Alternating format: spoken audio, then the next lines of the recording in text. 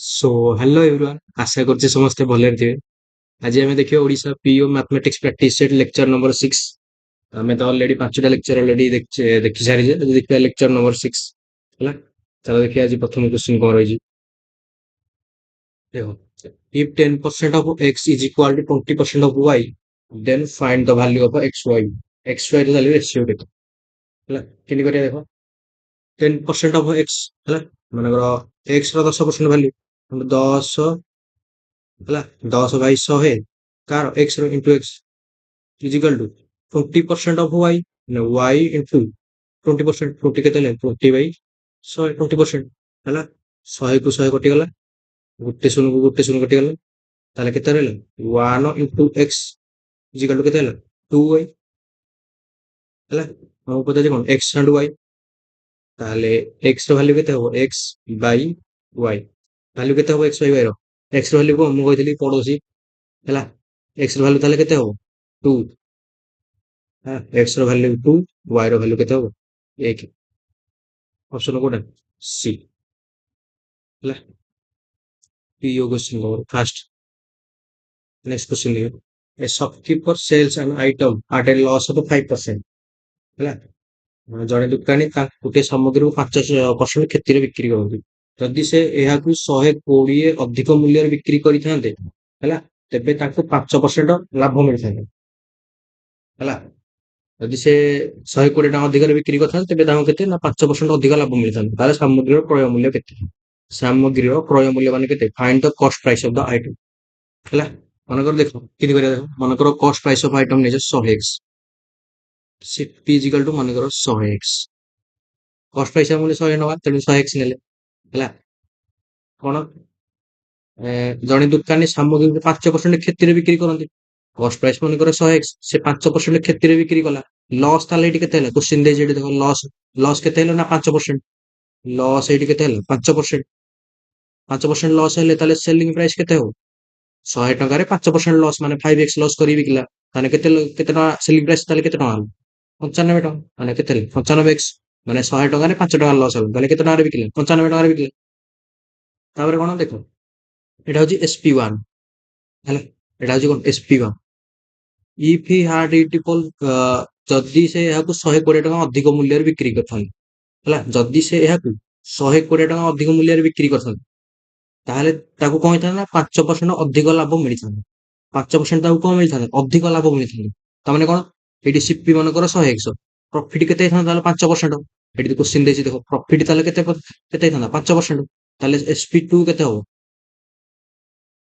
100 ଟଙ୍କାରେ 5% ଅଧିକ ପ୍ରଫିଟ୍ ମିଳିଥାନ୍ତା, ମାନେ କେତେ ମିଳିଥାନ୍ତା 105x ହେଲା। କେତେ ଟଙ୍କା ଅଧିକ ପ୍ରଫିଟ୍ ମିଳିଲା? ଆରେ ଏଠି କେତେ ଟଙ୍କା ଅଧିକ ପ୍ରଫିଟ୍ ମିଳିଲା? କେତେ 10x, ହଁ ନା ନାଇଁ। ଯଦି ସେ ଏହାକୁ 5% ଅଧିକରେ ବିକ୍ରି କରିଥାନ୍ତା, ତାହେଲେ ତାକୁ କେତେ ଟଙ୍କା ମିଳିଥାନ୍ତା? 105x ଟଙ୍କାରେ ସେ ବିକିଥାନ୍ତା। 105x ଟଙ୍କାରେ ବିକିବା ଦ୍ୱାରା ତାର କେତେ ଟଙ୍କା ଅଧିକ ପ୍ରଫିଟ୍ ମିଳିଲା ନା 10x ଟଙ୍କା ଅଧିକ ପ୍ରଫିଟ୍ ମିଳିଲା। ଏ 10x ର ଭାଲ୍ୟୁ ଦେଇଛି କେତେ 120। ଏଠି ଦେଖ 120 ଟଙ୍କା ଅଧିକ ପ୍ରଫିଟ୍ ମିଳିଲା ହେଲା। 120 ଟଙ୍କା ଅଧିକ, ଯଦି ସେ ଏହାକୁ 120 ଟଙ୍କା ଅଧିକ କରିକି ବିକିଥାନ୍ତା, ତାହେଲେ ତାକୁ ଏତିକି ପଇସା ପ୍ରଫିଟ୍ ହେଇଥାନ୍ତା ହେଲା। ତାହେଲେ 10x କାହାର ଭାଲ୍ୟୁ? 120 ର ଭାଲ୍ୟୁ। ତାହେଲେ 120 ର ଭାଲ୍ୟୁ କେତେ ହବ 10x। ଆମକୁ ଦରକାର କାହାର କଷ୍ଟ ପ୍ରାଇସ୍। କଷ୍ଟ ପ୍ରାଇସ୍ ଆମେ କେତେ ନେଇଛୁ 100x ନେଇଛୁ, ସିଧା ଗୁଣ 100x, x ଟୁ x କାଟିଦିଅ, କେତେ ହେଲା 1200। Option C. Next question, find the least number which when divisible by 6 7 8 9 leaves a remainder of 3 in each case ହେଲା। ମାନେ ଏ ଭିତରୁ ହେଲା, ଏ ଭିତରୁ ସବୁଠୁ ଛୋଟ ସଂଖ୍ୟା ହେଲା। ସବୁଠାରୁ ଛୋଟ ସଂଖ୍ୟା କୋଉଟା? ଯୋଉଟା 6 ଦ୍ୱାରା ଡିଭାଇଡ କଲେ ରିମାଇଣ୍ଡର 3 ରହିବ, ମାନେ ଭାଗଶେଷ 3 ରହିବ। 7 ରେ ବି 3 ରହିବ।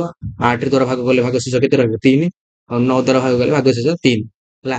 ଏଟା ସବୁଠୁ ବେଷ୍ଟ ଅପସନ କଣ ନା, ସବୁଠୁ ବେଷ୍ଟ ଟ୍ରିକ୍ କଣ ଅପସନ ନେଇ, ସବୁଠୁ ବେଷ୍ଟ ଟ୍ରିକ୍ ଅପସନ ନେଇ। ଦେଖ ଅପସନ କେମିତି କଣ, ପ୍ରଥମ ଅପସନ ଉଠ, ପ୍ରଥମ ଅପସନ ସବୁଠୁ ସାନ ସଂଖ୍ୟା ଦେଇଛି। ସାନ ସଂଖ୍ୟା ନା ବଡ ସଂଖ୍ୟା? ସବୁଠୁ ଛୋଟ ସଂଖ୍ୟା ଦେଇଛି। ଏ ଭିତରୁ ସବୁଠୁ ଛୋଟ ସଂଖ୍ୟା କୋଉଟା? ଏଇଟା ବିଟା।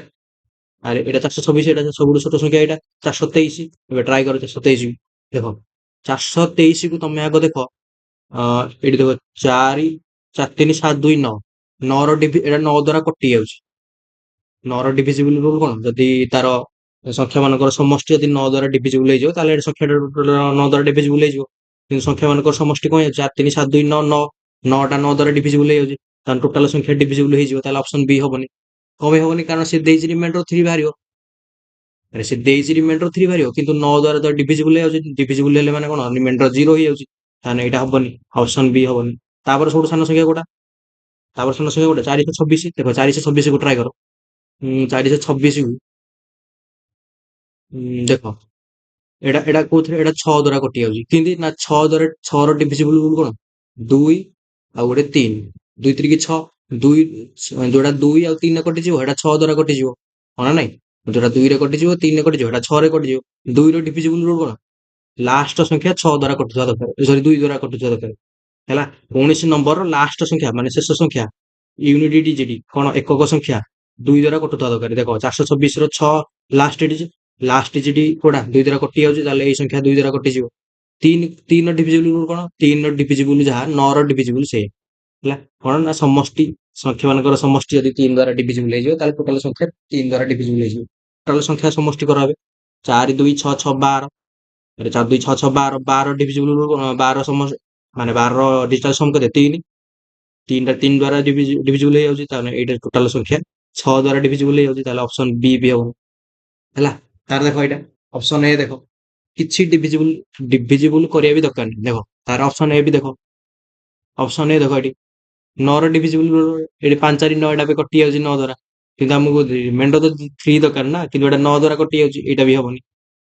ତିନିଟାକ ଅପସନ ହେଲାନି କୋଉଟା ହେଲା 5 7 ଇଜ ଦ କରେକ୍ଟ ଆନ୍ସର। ଯଦି ଆମେ ଏଇ 5 7 କୁ ଆମେ ଏଇ ତିନିଟା ସଂଖ୍ୟାରେ ଚାରିଟା ସଂଖ୍ୟାରେ ଯଦି ଆମେ ଡିଭାଇଡ କରିବା ସବୁଥିରେ ରିମାଇଣ୍ଡର ଆମକୁ କେତେ ରହିବ 3। ଟ୍ରାଏ କର କି କେତେ 632 642 648 27 6 ଚଉକୁ 24 କେତେ ରିମାଇଣ୍ଡର 3 ହେଲା। ସବୁଥିରେ 3 ଆସିବ ତମେ ତ ଘରେ ବି ଟ୍ରାଏ କରିପାରିବ ହେଲା। ଅପସନ ସି ନେକ୍ସଟ କ୍ୱେଶ୍ଚନ ଦେଖେ ଦ ଆଭରେଜ ଅଫ 11 ନମ୍ବର ଇଜ 50 ହେଲା। if the average of the first number is 50 and that of the last 6 number is 52 ପ୍ରଥମ 6ଟା ନମ୍ବରର ଆଭରେଜ କେତେ 49 ଶେଷ 6ଟା ନମ୍ବରର ଆଭରେଜ କେତେ ନା 52 ଫାଇଣ୍ଡ ଦ ସିକ୍ସଥ ନମ୍ବର। ତାହେଲେ ସିକ୍ସଥ ନମ୍ବରଟା କେତେ ଦେଖ ଚିହ୍ନ ବାହାର କରିବା। ଦ ଆଭରେଜ ହବ ଫାଷ୍ଟ 6 ନମ୍ବର ପ୍ରଥମ 6ଟା ନମ୍ବର ଆଭରେଜ କେତେ ଏଇଠି ଲେଖୁଛି 6 ହେଲା। ଏଇଠି ଲେଖୁଛି 6ଟା ପ୍ରଥମ 6ଟା ନମ୍ବର ଆଭରେଜ କେତେ ନା 49। ତାପରେ ଲାଷ୍ଟ ଛଟା ଯଦି କମନ ନବା ପ୍ରଥମ 6ଟା ଲାଷ୍ଟ 6ଟା ଟୋଟାଲ ସଂଖ୍ୟା 11ଟା ଗୋଟେ କମନ ଯିବ। ଦେଖ ନା ନାଇଁ ବୁଝିପାରୁଛ ନା ନାଇଁ ପ୍ରଥମ 6ଟା ଲାଷ୍ଟ 6ଟା ମିଶିକି 12ଟା କିନ୍ତୁ ସଂଖ୍ୟା ତ ଦେଇଛି 11ଟା ତାହେଲେ ଗୋଟେ କମନ ଯିବ। ଗୋଟେ ଆମେ କମନ ଦବା ମାନେ ଲାଷ୍ଟ 6ଟା କେତେ ଲାଷ୍ଟ 6ଟା ସଂଖ୍ୟାର ଆଭରେଜ କେତେ 52 ଲାଷ୍ଟ 6ଟା ପ୍ରଥମ 6ଟା ଏଠି ଲେଖୁଛି ମୁଁ ଫାଷ୍ଟ ଏଠି ମୁଁ ଲେଖୁଛି ଲାଷ୍ଟ। ପ୍ରଥମ 6ଟା ଲାଷ୍ଟ 6ଟାର ଆଭରେଜ କେତେ ଏଟା ଆଭରେଜ ହେଲା। क्वेश्चन ଦେଇଯିବା ଆଭରେଜ ଆଭରେଜ ଆଭରେଜ ଲାଷ୍ଟ 6ଟା ସଂଖ୍ୟାର ଆଭରେଜ କେତେ ନା 52 ଆଭରେଜ କେତେ ନା 52 ହେଲା। ତାପରେ କଣ ନା ତ ଆଭରେଜ ହବ 11 ନମ୍ବର ହେଇଛି 50 ଟୋଟାଲ ସଂଖ୍ୟା କେତେ ଏଇଟା ଏଇଟା କମନ ଗୋଟେ ସଂଖ୍ୟା କମନ ଯିବ ଏ କମନ ନେଇଯିବ ମନେକର x ପ୍ରଥମ 6ଟା ଲାଷ୍ଟ 6ଟା ଗୋଟେ ସଂଖ୍ୟା କମନ ଯିବ ଏଇ କମନ ଟା ନିଅ ମନେକର x ହେଲା। ଏଇ x ଟା ହଉଛି 6ତମ ନମ୍ବର ହେଲା। x ଟା କଣ 6ତମ ନମ୍ବର ସିକ୍ସଥ ନମ୍ବର ଏଇଟା ହଉଛି x ଟା sixth number. The average of 11 number total 11 number average କେତେ 50 ଟୋଟାଲ ନମ୍ବର କେତେ total number is equal to କେତେ 11 क्वेश्चन ଦେଇଛି ଟୋଟାଲ ନମ୍ବର 11 ତାର ଆଭରେଜ କେତେ 50 ହେଲା। Average is equal two formula କଣ ନା ସମ ଅପର ନମ୍ବର ସମ ମାନେ କଣ ଟୋଟାଲ ସବୁ ସଂଖ୍ୟାର ସମଷ୍ଟି ଅପନ ନମ୍ବର ମାନେ କଣ ନା ଯେତେଟା ନମ୍ବର ଦେଇଛି ହେଲା। ଏଇଟା କଣ ଆଭରେଜ ଫର୍ମୁଲା ସମ ଅପନ ନମ୍ବର। ଏବେ ଦେଖ ବାହାର କର ପ୍ରଥମ ସମ କେତେ ହବ ପ୍ରଥମ ଏଇ ଏତିକର ସମ କେତେ ହବ ଏତିକର ସମ ଆଗ ପ୍ରଥମେ ଲେଖିବା ହେଲା। ଏତିକର ସମ କେତେ ହବ ଏତିକର ସମ ହବ 6ଟା ପ୍ରଥମ 6ଟା ନମ୍ବର ପ୍ରଥମ 6 ଇଣ୍ଟୁ 49 ତାହେଲେ ସମ କେତେ ହବ 6 ଇଣ୍ଟୁ 50 ମିଶନ ଏଇଟା ଆଭରେଜ ଏଇଟା 6 ତାହେଲେ ସମ କେତେ ହେଲା ଆଭରେଜ ଇଣ୍ଟୁ ନମ୍ବର 6 ଇଣ୍ଟୁ 50 ତାପରେ ଶେଷଟା ପ୍ରଥମଟା ନେଲେ ତାପରେ ଶେଷଟା ନବା। ଶେଷଟା କେତେ ହବ? ଶେଷ 6ଟା ସଂଖ୍ୟା, ଏଟା ଆଭରେଜ, ଏଟା କେତେ ନମ୍ବର, ତାହେଲେ ସମ୍ କେତେ ହବ? ଆଭରେଜ ଇଣ୍ଟୁ ନମ୍ବର, 52 ଇଣ୍ଟୁ 6 ହେଲା। ଏଟା ନେଲେ ପ୍ରଥମ ସମ୍, ସେକେଣ୍ଡ ସମ୍, ତାପରେ କଣ କରିବା ଦେଖ। ପ୍ରଥମ ସମ୍ ଯେତେବେଳେ ନେଲ ଏଇଠୁ ଏତିକ ନେଲ, ହଁ ନା ନାଇଁ? ଆରେ ପ୍ରଥମ 6ଟା ସଂଖ୍ୟା ଯେତେବେଳେ ନେଲ ଏଇଠୁ ଏତିକ ନେଲ, ଶେଷ ଯେତେବେଳେ ନେଲ ଶେଷ 6ଟା ସଂଖ୍ୟା ଯେତେବେଳେ ନେଲ ଏଇଠୁ ଏତିକ ନେଲ। ପ୍ରଥମେ ଏଇଠୁ ଏତିକ, ଶେଷରେ ଏଇଠୁ ଏତିକ, ତା ମାନେ ଏକ୍ସଟ୍ରା ଦିଥର ପଳେଇଲା, ହଁ ନା ନାଇଁ?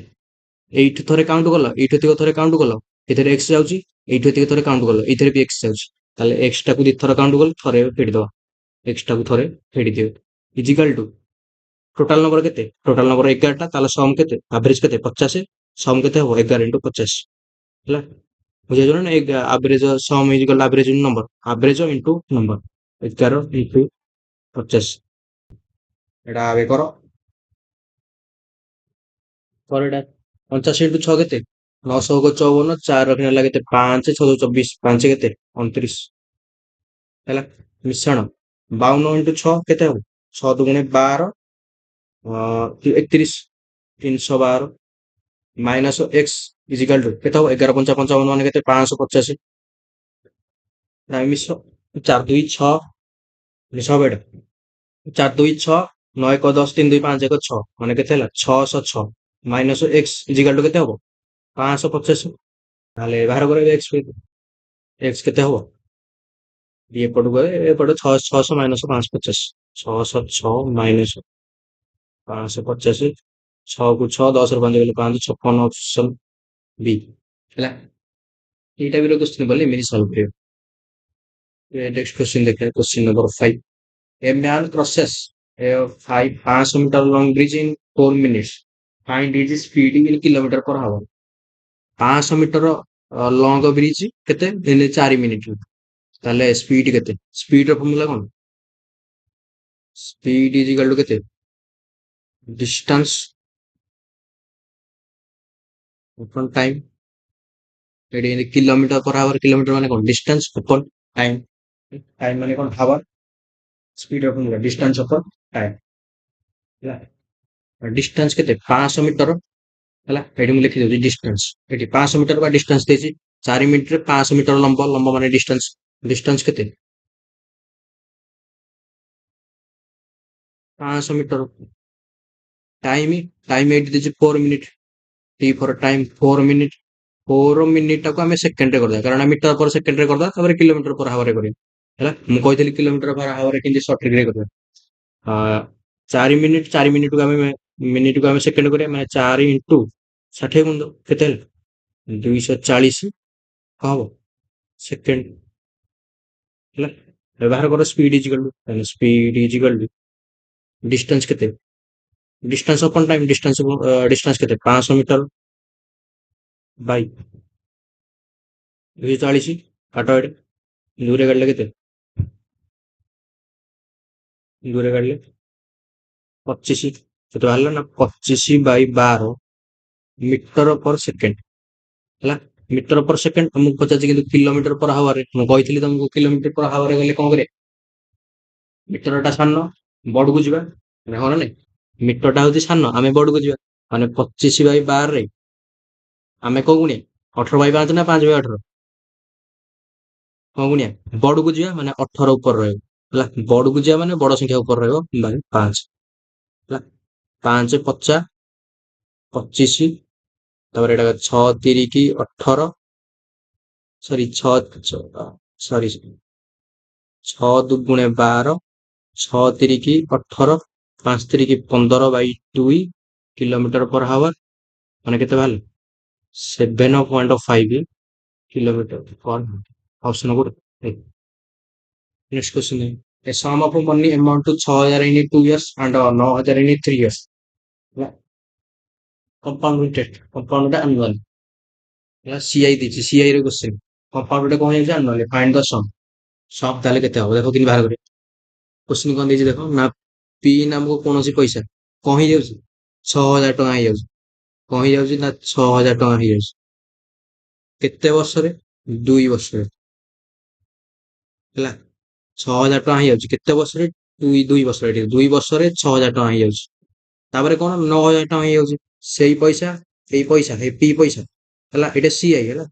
ସିଆଇ ରେ କମ୍ପାଉଣ୍ଡ ଇଣ୍ଟରେଷ୍ଟ ହେଇକି ଆନୁଆଲି ହେଇକି ମାନେ 6,000 ଟଙ୍କା ହେଇଯାଉଛି। ସେଇ ପଇସା ରେଟ୍ ଆମକୁ ଜଣା ନାହିଁ, ରେଟ୍ ବି କୋଶ୍ଚିନ୍ ଦେଇନି। 3 ବର୍ଷରେ ହେଲା, 3 ବର୍ଷରେ ହେଇ କମ୍ପାଉଣ୍ଡ ଇଣ୍ଟରେଷ୍ଟ ହେଇକି କଣ ହେଇଯାଉଛି ନା 9,000 ଟଙ୍କା ହେଇଯାଉଛି। ବୁଝିଛ ନା ନାଇଁ? 2 ବର୍ଷରେ 6,000 ଟଙ୍କା ସେଇ ପଇସା 3 ବର୍ଷରେ 9,000 ଟଙ୍କା ହେଇଯାଉଛି ହେଲା। ଏବେ ଦେଖ କେମିତି ବାହାର କରିବା। ଫାଇଣ୍ଡ ଦ ସମ୍, ତାହେଲେ ସମ୍ କେତେ? ପ୍ରିନ୍ସିପଲ କେତେ? ପ୍ରିନ୍ସିପଲ ମାନେ କଣ? ମୂଳଧନର ପରିମାଣ କେତେ? ମୂଳଧନଟା ଏଇ ପଇସାଟା ତାହେଲେ କେତେ? ଯୋଉ ପଇସାଟା ଏତିକି ଟଙ୍କା ହେଇଯାଉଛି 2 ବର୍ଷରେ, ଏତିକି ଟଙ୍କା ହେଇଯାଉଛି 3 ବର୍ଷ, ଏଇଟା କେତେ? ଏ ପି ର ଭ୍ୟାଲୁ କେତେ ବାହାର କରିବି ଦେଖ। ଏଇଠି ଦେଖ 2 ବର୍ଷରେ 6,000, 3 ବର୍ଷରେ 3 ବର୍ଷରେ କେତେ ହେଇଯାଉଛି? ଦେଖ 2 ବର୍ଷରେ 6,000, 3 ବର୍ଷରେ 9,000, ତାହେଲେ 1 ଇୟର ଆଗ ଡିଫରେନ୍ସ କେତେ? 1 ଇୟର। 1 ଇୟର ତାହେଲେ କେତେ ହଉଛି ନା 6,000 ଟଙ୍କାରୁ 9,000 ଟଙ୍କା ହେଇଯାଉଛି କେତେ ବର୍ଷରେ? ଆରେ ଗୋଟେ ବର୍ଷରେ 6,000 ଟଙ୍କାରୁ 9,000 ହେଇଯାଉନି, ହଁ ନା ନାଇଁ? ଏଇଠି ଥିଲା 6,000, ଏଇଠି ଥିଲା 9,000, 6,000ରୁ 9,000 ହେଇଗଲା ଗୋଟେ ବର୍ଷ ଭିତରେ। ବର୍ଷ କେତେ? 2 ଇୟର ମାଇନସ୍ 3 ଇୟର୍ସ, 1 ଇୟର। ଆଙ୍କ ଡିଫରେନ୍ସ କେତେ? ନା 1 ଇୟର। 1 ଇୟରରେ 6,000 ଟଙ୍କା 9,000 ହେଇଯାଉଛି। ବାହାର କରିବେ ରେସିଓ। ଦୁଇ ତିରିକି ନା ସରି 3 ଦୁଗୁଣେ ହେଲା, 3 ତିରିକି 2 ଟଙ୍କାଟା 3 ହେଇଯାଉଛି। କେମିତି 2 ଟଙ୍କାଟା 3 ହେଇଯାଉଛି? କେମିତି ହଉଛି ନା 2 ଇଣ୍ଟୁ ତାର 3/2 ଗୁଣ ହେଇକି 3 ଟଙ୍କା ହେଇଯାଉଛି। ମାନେ 2ରେ ଯଦି ଆମେ 3/2 ଗଣିଦବା ଏଇଟା କଣ ହେଇଯାଉଛି? 3 ଟଙ୍କା ହେଇଯାଉଛି। ଦେଖ 2ରେ 3/2 ଗଣିଲେ କେତେ? 2 କୁ 2, 3 ଟଙ୍କା ହେଇଗଲା ହେଲା।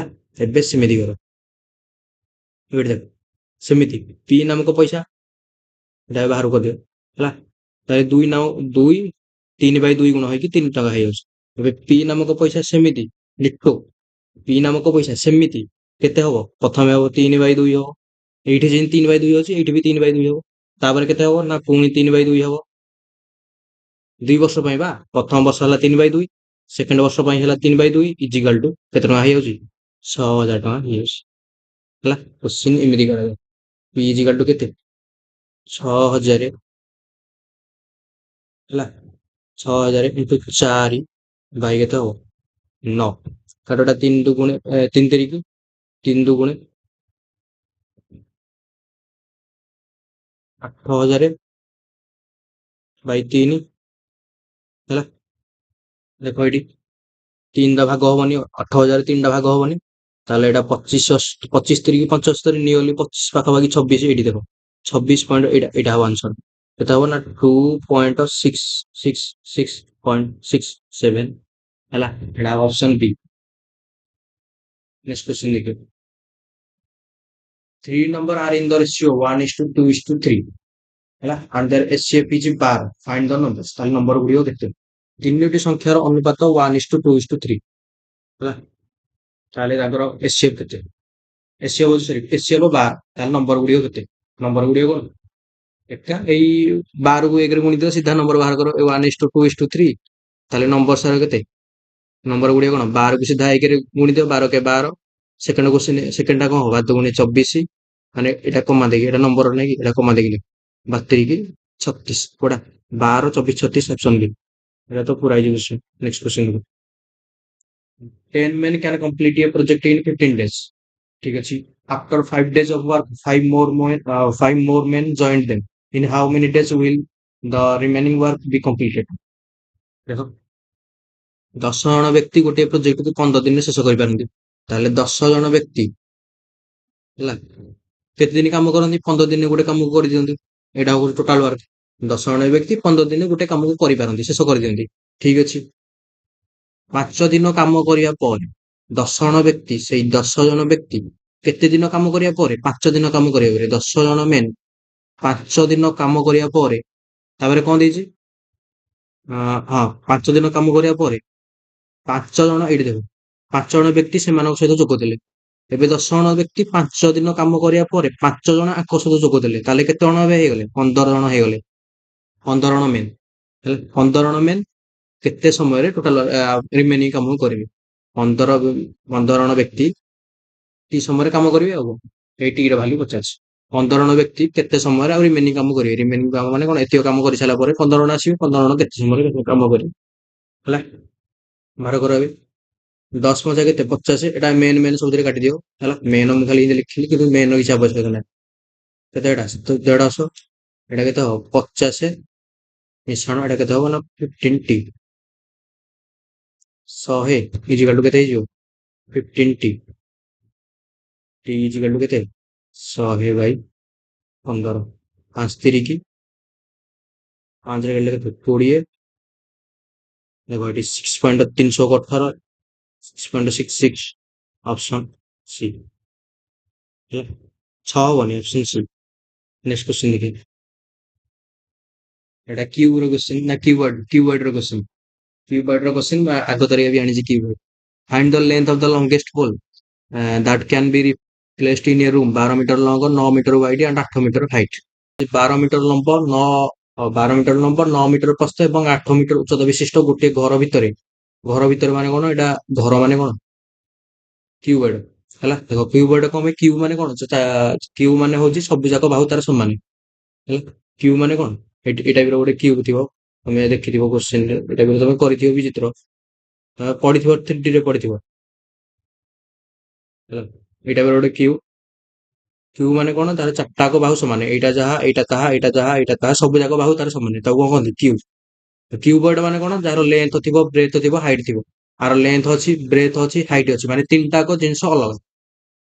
ଦେଖ ଲେନ୍ଥ ସମାନ ନାହିଁ, ବ୍ରେଥ ସମାନ ନାହିଁ, ହାଇଟ୍ ସମାନ ନାହିଁ, ତାମାନେ ଏଇଟା କଣ କ୍ୟୁବଏଡ ହେଲା। ଏଇ ଚିତ୍ରଟା ମୁଁ କମ୍ପ୍ଲିଟ କରିଦଉଛି।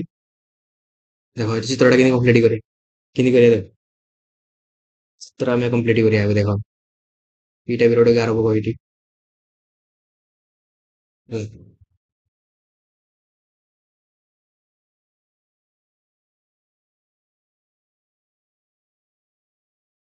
ପରଫେକ୍ଟ ଚିତ୍ର।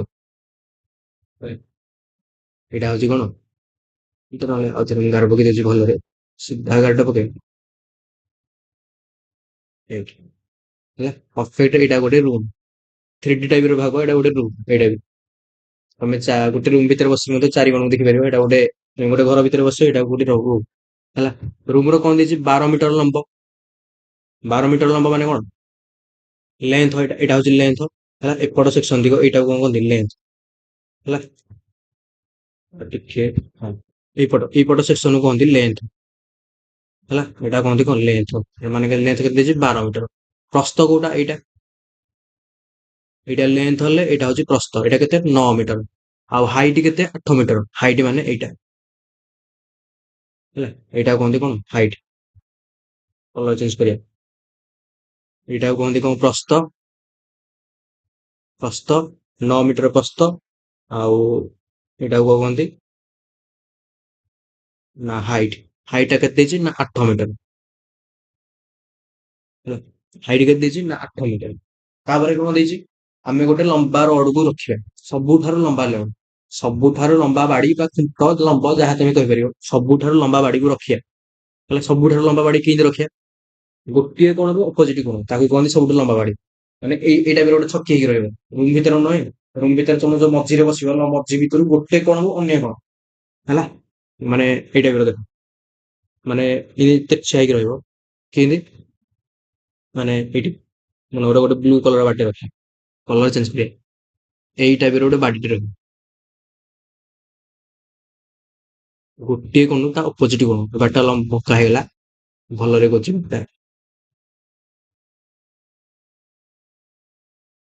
ଏଇଠି ଗୋଟିଏ କୋଣରୁ ତା ଅପୋଜିଟ କୋଣ, ଏଇଠି ଗୋଟିଏ କୋଣ, ତମେ ବସିଥିବ ଗୋଟିଏ କୋଣ ହବ, ଗୋଟିଏ କୋଣରୁ ତା ଅପୋଜିଟ କୋଣ, ପୁରା ଏଇ ଡିରେକ୍ସନ। ଏଠି ବାଡିଟା ତେର୍ଛା ହେଇଗଲା, ଏଠି ଦେଖ ହେଲା। ଏଇଟା ହଉଛି ସବୁଠୁ କଣ ଲମ୍ବା ବାଡି। ଆମେ ଏଇଟାକୁ ରଖିବା ଏ ଭିତରେ ରଖିଲେ ସେ ପଚାରୁଛି, ସରି, ଏ ଭିତରେ ରଖିଲେ ସେ ପଚାରୁଛି କଣ, ତା ଖୁଣ୍ଟର ଲମ୍ବ କେତେ, ଏଇ ବାଡିଟାର ଲମ୍ବ କେତେ। ଦେଖ ବାହାର କରିବା କିନ୍ତୁ ବାଡିଟାର ଲମ୍ବ, ତମେ ପଢିଥିବ ଏଟା ଜେମେଟ୍ରିରେ, ଜେମେଟ୍ରିରେ ତମେ ପଢିନ ଏଇଟା, ପଢିଥିବ ଏଇଟା ଜେମେଟ୍ରିରେ ହେଲା। ଦେଖ ଏଇଟା ଯଦି ହାଇଟ୍, ଏଇଟା ହାଇଟ୍, ତାହେଲେ ଏଇଟା ବି ହାଇଟ୍ ହବ। ତାହେଲେ ଏଇଟା କେତେ ହବ 8। ଆରେ ଏଇଟା ହାଇଟ୍, ଏଇଟା ହାଇଟ୍, ଏଇଟା ବି ହାଇଟ୍, ଏଇଟା ବି ହାଇଟ୍, ଏଇଟା ହାଇଟ୍, ଚାରିଟା ହାଇଟ୍, 1 2 3 4, ଚାରିଟା ହାଇଟ୍। ତାହେଲେ ଏଇଟା ବି କେତେ ହବ ହାଇଟ୍ ହେଲା। ଦେଖ ଏଇଟା 12, ଏଇଟା ବି ହବ 12, ଏଇଟା ବି ହବ 9। ତାହେଲେ ଏଇଟା କଣ ଗୋଟେ ହେଇଗଲା ଆୟତକ୍ଷେତ୍ର। 12 କୁ 12 9 କୁ 9 ତାହେଲେ ଏଇଟା କେତେ ହେଇଗଲା ଏଇଟା କଣ ଗୋଟେ ହେଇଗଲା ଆୟତକ୍ଷେତ୍ର ହେଲା। ଆଉ ଏଇଠି ଗୋଟେ ଟାଣ ଏଇଟା ବି ଗୋଟେ ଟାଣ ହେଲା। ଏଇଟା ଗୋଟେ ଟାଣିଲେ ଏଇଟା କଣ ହେଇଗଲା ଏଇଟା କଣ ହବ ଏଇଟା ଗୋଟେ କଣ ତମକୁ ଦେଖାଗଲା ଏଠି ସମକୋଣୀ ତ୍ରିଭୁଜ ଦେଖାହଉନି 3D ଫିଗର ହବ ସମକୋଣୀ ତ୍ରିଭୁଜ। ତାହେଲେ ଏଇଟା କେତେ ଏଇଟା ଗୋଟେ 90 ଡିଗ୍ରୀ ହେଲା। ଏଇଟା ଗୋଟେ ଆୟତକ୍ଷେତ୍ର ଏଇଟା ଚାରିଟା କୋଣ 90 ଡିଗ୍ରୀ ଏଇଟା ଗୋଟେ ଆୟତକ୍ଷେତ୍ର ନାହିଁ ଏଇଟା 9 ଏଇଟା 9 ଏଇଟା 12 ଏଇଟା 12 ଟାକୁ ମୁଁ ଏପଟେ ଲେଖୁଛି ଭଲ ଏଇଟା 12 ଏଇଟା 12 ହେଲେ ଏଇଟା 12 ଏଇଟା 9 ହେଲେ ଏଇଟା 9 ଏଇଟା ଗୋଟେ 90 ଡିଗ୍ରୀ ହେଲା। ଦେଖ ଏଇଟା ଗୋଟେ ଆୟତକ୍ଷେତ୍ର ହେଇଗଲା। ତାହେଲେ ଆୟତକ୍ଷେତ୍ର କର୍ଣ୍ଣ ସୂତ୍ର କଣ ଆୟତକ୍ଷେତ୍ର କର୍ଣ୍ଣ ସୂତ୍ର କଣ ଏଇଟା ଗୋଟେ କର୍ଣ୍ଣ ଏଇଟା ଆୟତକ୍ଷେତ୍ର କର୍ଣ୍ଣ ହବ। ତାହେଲେ ଏଇଟା କେତେ ହେବ ଏଇଟା ହବ 9 ର ସ୍କୋୟାର ଏଇଟା ହେଇଯିବ କେତେ 9 ର ସ୍କୋୟାର ମିଶ୍ରଣ 12 ର ସ୍କୋୟାର ରୁଟ୍ ଓଭର ହେଲା। ଏଇଟା ହବ ଆୟତକ୍ଷେତ୍ର କର୍ଣ୍ଣ ମାନେ ଏ ସ୍କୋୟାର ମିଶ୍ରଣ ବି ସ୍କୋୟାର ରୁଟ୍ ଓଭର ଆୟତକ୍ଷେତ୍ର କର୍ଣ୍ଣ ସୂତ୍ର ଏ ସ୍କୋୟାର ମିଶ୍ରଣ ବି ସ୍କୋୟାର ରୁଟ୍ ଓଭର। ତାହେଲେ ଏଇଟା କେତେ ହେଇଯିବ ଏଇଟା ହେଇଯିବ ଏ 9 ସ୍କୋୟାର ମିଶ୍ରଣ 12 ସ୍କୋୟାର ର ରୁଟ୍ ଓଭର ହେଲା।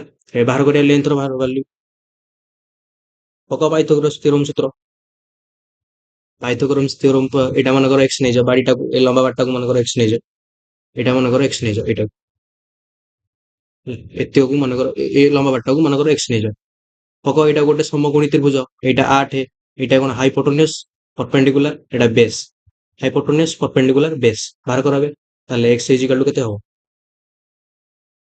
x ଇଜିକାଲ ଟୁ କେତେ ହବ ଏଠି x ଇଜିକାଲ ଟୁ କେତେ ହେଇଯିବ ଦେଖ 8 ର ସ୍କୋୟାର ହେଲା ମିଶ୍ରଣ 9 ର ସ୍କୋୟାର ମିଶ୍ରଣ 12 ର ସ୍କୋୟାର ଆର ସ୍କୋୟାର ମିଶ୍ରଣ ଆର ସ୍କୋୟାର ହେଲା ଏତିକର ସ୍କୋୟାର ଏତିକର ପୁଣି ସ୍କୋୟାର ରହିବ ର ରୁଟ୍ ଓଭର ହେଲା ଏଲ୍ ସ୍କୋୟାର ମିଶ୍ରଣ ବି ସ୍କୋୟାର କଣ ନା ସରି ପି ସ୍କୋୟାର ମିଶ୍ରଣ B square ଇଜିକାଲ two H square ତେଣୁ ଏଇଟା ଏକ୍ସ ସ୍କୋୟାର ପାଇଁ ମୁଁ ଏପଟେ ନେଇକି ରୁଟ୍ ଓଭର କରିଦେଲି କର ଏଇଟା ଏକ୍ସ ଇଜିକାଲ ଟୁ 8 ସ୍କୋୟାର କେତେ 64 ମିଶ୍ରଣ 81 କରିବା ଦରକାର ନାହିଁ ଏପଟେ ଦେଖ ଏଇଟା ରୁଟ୍ ଓଭର ଏଇଟା ସ୍କୋୟାର ଅଛି ରୁଟ୍ ଓଭର ସ୍କୋୟାର କଟିଯିବ ହଁ ନା ନାଇଁ ଏଇଟା ରୁଟ୍ ଓଭର ଅଛି ଏଇଟା ସ୍କୋୟାର ଅଛି ରୁଟ୍ ଓଭରକୁ ସ୍କୋୟାର କଟିଗଲା ରହିଲା କେତେ 9 ସ୍କୋୟାର ମାନେ 81 ଏଇଟା କେତେ 12 ସ୍କୋୟାର ମାନେ କେତେ 144 ର ରୁଟ୍ ଓଭର x ଇଜିକାଲ ଟୁ 64 ମିଶ୍ରଣ 81 ମିଶ୍ରଣ 144 ମିଶିଲା କେତେ 4 4 8 1 9 ହେଲା 9 8 14 14 14 28 କେତେ 299 ରୁଟ୍ ଓଭର ତାହେଲେ x ଇଜିକାଲ ଟୁ କେତେ ହବ 17 ଅପସନ କୋଉଟା ସି ହେଲା।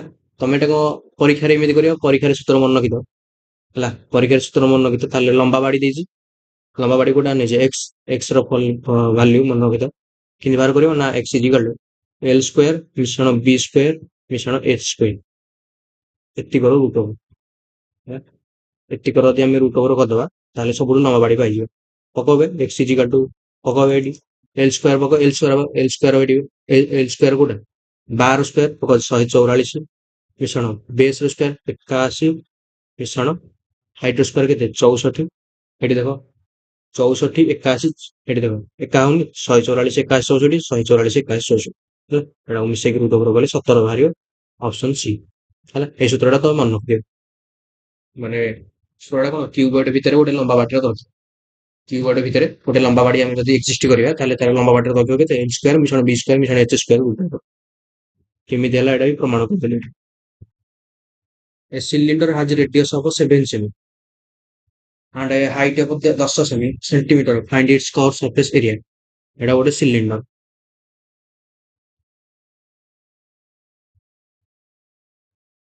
ହେଲା ଏଟା ଗୋଟେ କଣ ସିଲିଣ୍ଡର ର ରେଡିୟସ କେତେ 7 ସେମି ଏଇଟା କେତେ ହବ 7 ଏଇଟା ବି କେତେ ହବ 7 7 ସରି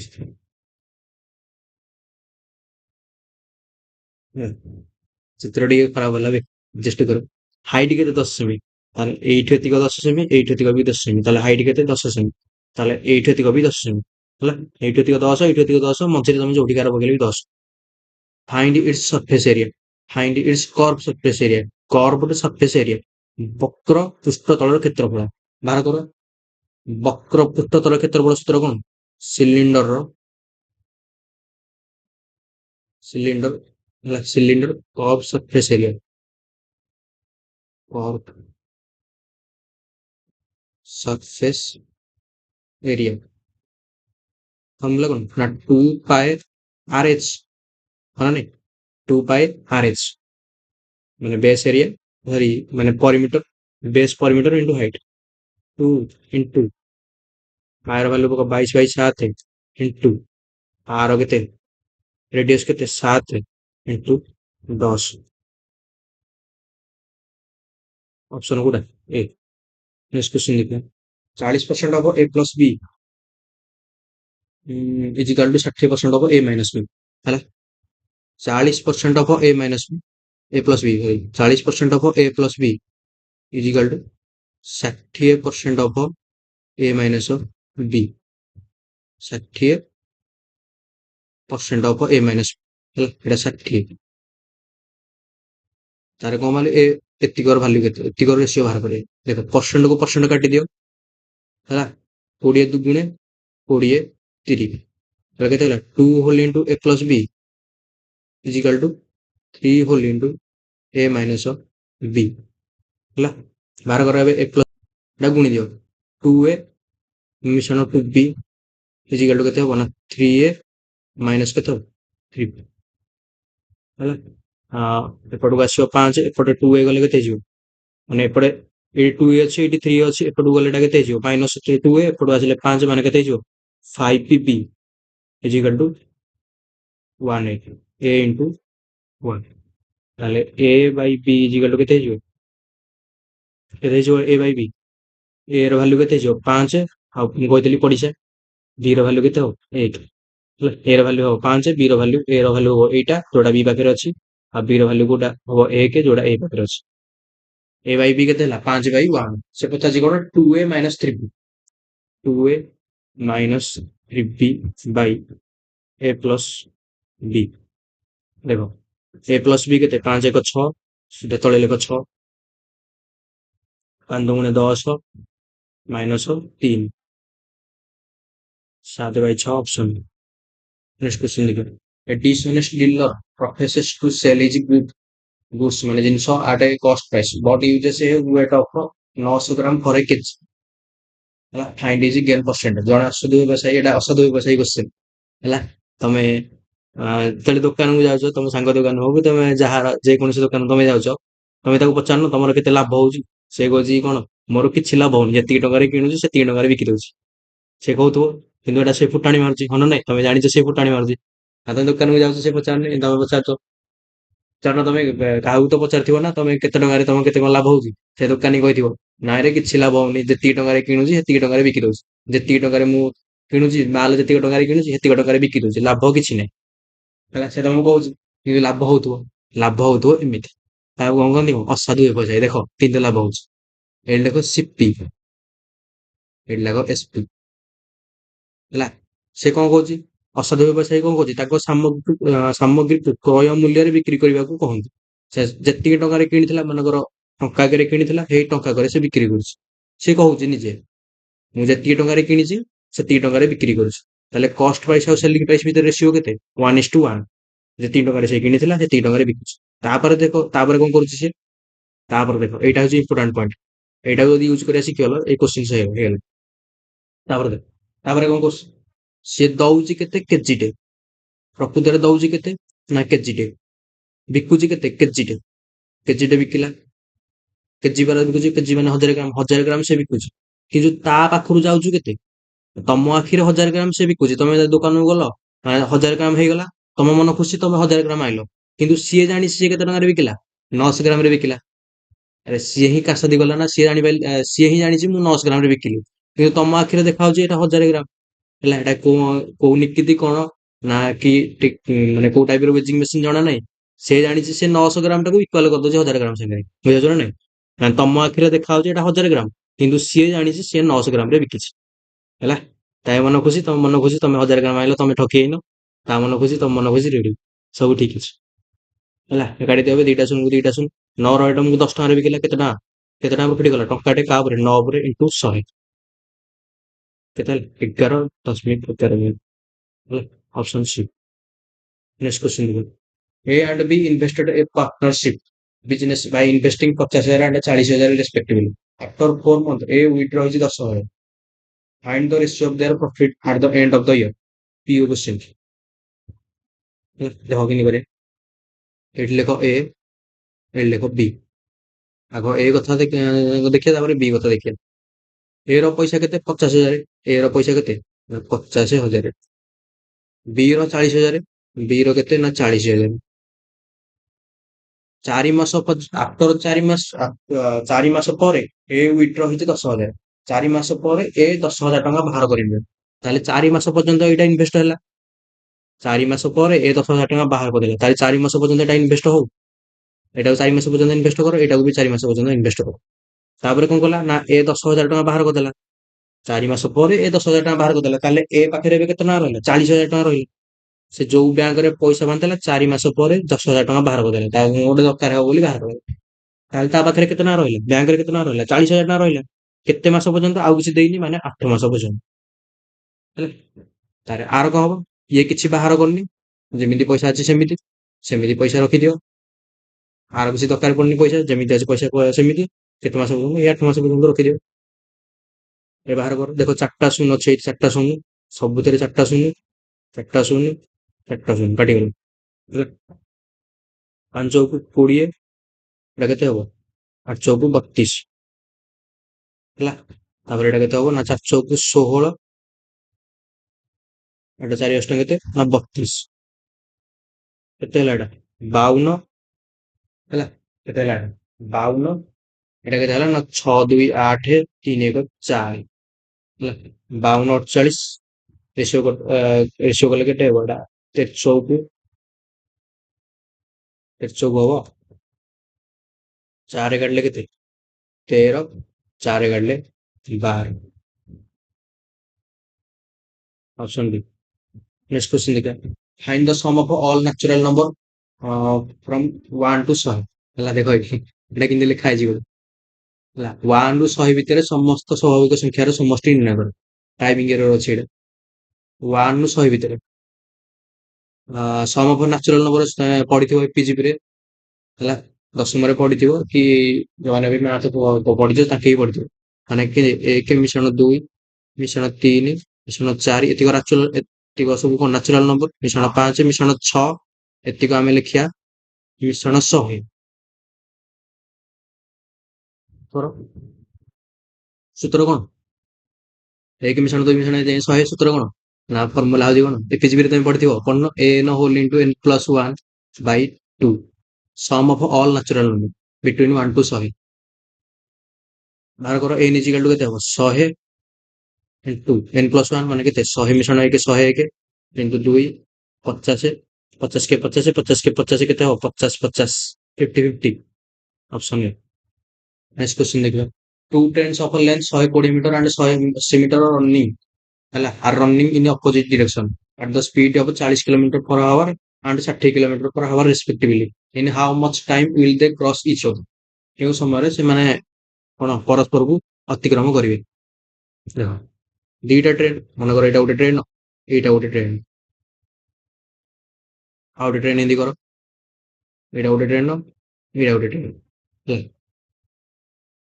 ट्रेन चित्र गोटे रो लेंथ केते 120 मीटर आर मनकर लेंथ अछि 120 मीटर आर मनकर लेंथ 180 मीटर 180 मीटर दिछि माने केते 180 मीटर आर रनिंग इन अपोजिट डायरेक्शन ये आडू आसी अपोजिट डायरेक्शन देखो मुह गोटे अपोजिट रे अछि हैला at the speed of 40 kilometre per hour मनकर आर स्पीड होछि 40 kilometre per our are speed केते ना 50 किलोमीटर पर आवर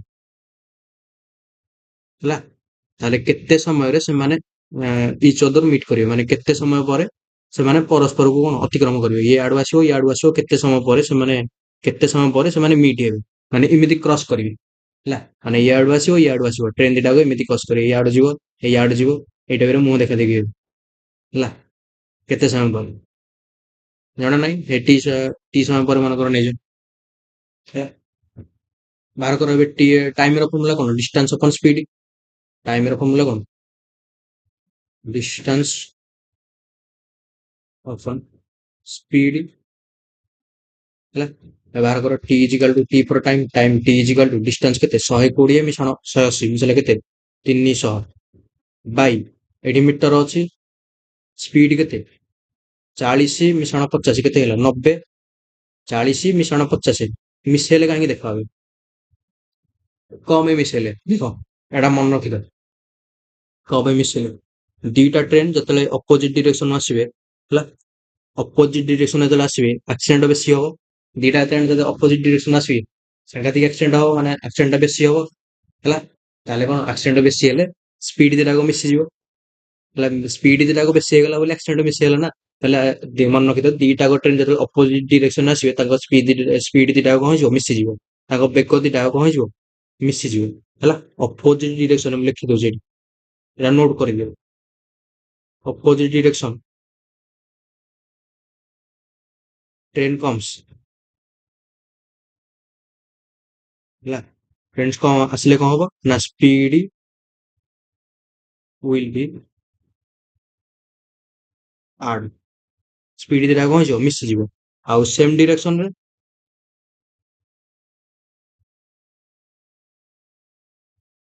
ସ୍ପିଡ କଣ ହେଇଯିବ ସବଷ୍ଟ୍ରାକ୍ଟେଡ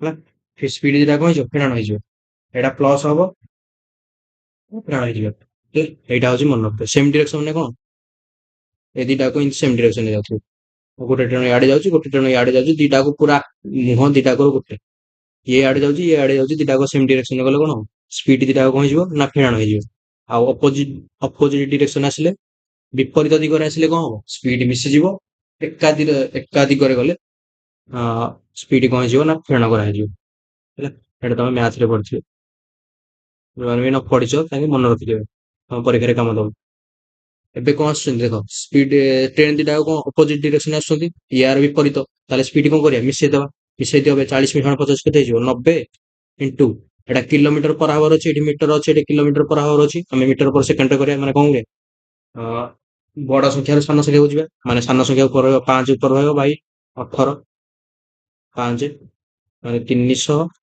ବାଇ 25 ହେଲା 300 ଟାକୁ ମୁଁ ଏମିତି ଲେଖିପାରିବି 3 ଇଣ୍ଟୁ 100 ବାଇ 25 25 ଚଉକୁ 100 sorry 12% value 12 second option good B next question देखिए pipe A can fill a tank in 10 hours and pipe B can fill it in 15 hours pipe C can empty the full tank in 12 hours তাহলে pipe C টা কোন করছে negative কাম করছে if all the pipes are open together in how many hour will the tank be full কেতে সময় পরে ট্যাঙ্কটা ফুল ହେଇଯିବ দেখো pipe A can fill a tank in 10 hours ଏ କେତେ ସମୟ ଲାଗି ଟାଙ୍କିଟା ଫୁଲ କରୁଛି 10 ଘଣ୍ଟା ଆଉ B ମୁଁ ଆଗରୁ କହିଛି କେତେ 15 ଘଣ୍ଟା ସି ସି ଗୋଟେ ଏମ୍ପ୍ଟି ଟ୍ୟାଙ୍କ ମାନେ କଣ ଏମ୍ପ୍ଟି ଟ୍ୟାଙ୍କ ମାନେ କଣ ଟାଙ୍କିଟାକୁ ଖାଲି କରୁଛି ଏମାନେ ଫୁଲ କରୁଛନ୍ତି ଟାଙ୍କିଟାକୁ ଇଏ କଣ କରୁଛି ସି ନା ଟାଙ୍କିଟାକୁ ଖାଲି କରୁଛି ମାନେ କଣ ନେଗେଟିଭ କାମ କରୁଛି ଏମାନେ କାମ କରୁଛନ୍ତି ଏମାନେ ଇଏ କାମ ବି କରୁଛି ମାନେ କଣ କରୁଛି ନା ନେଗେଟିଭ କାମ କରୁଛି ଆର ନେଗେଟିଭ କାମ ଯଦି କରୁଛି ଆଉ ଲେଖିଦବା -12 ଘଣ୍ଟା ହେଲା ଏଇଟା କଣ କୁହନ୍ତି ଟୋଟାଲ ଡେଜ୍ କିମ୍ବା ଟୋଟାଲ ଟାଇମ ମାନେ ଏ ର ସମୟ ବି ର ସମୟ ସି ର ସମୟ ଏଇଠି ଯୋଉ ଆମେ ନବା ଏଲସିଏମ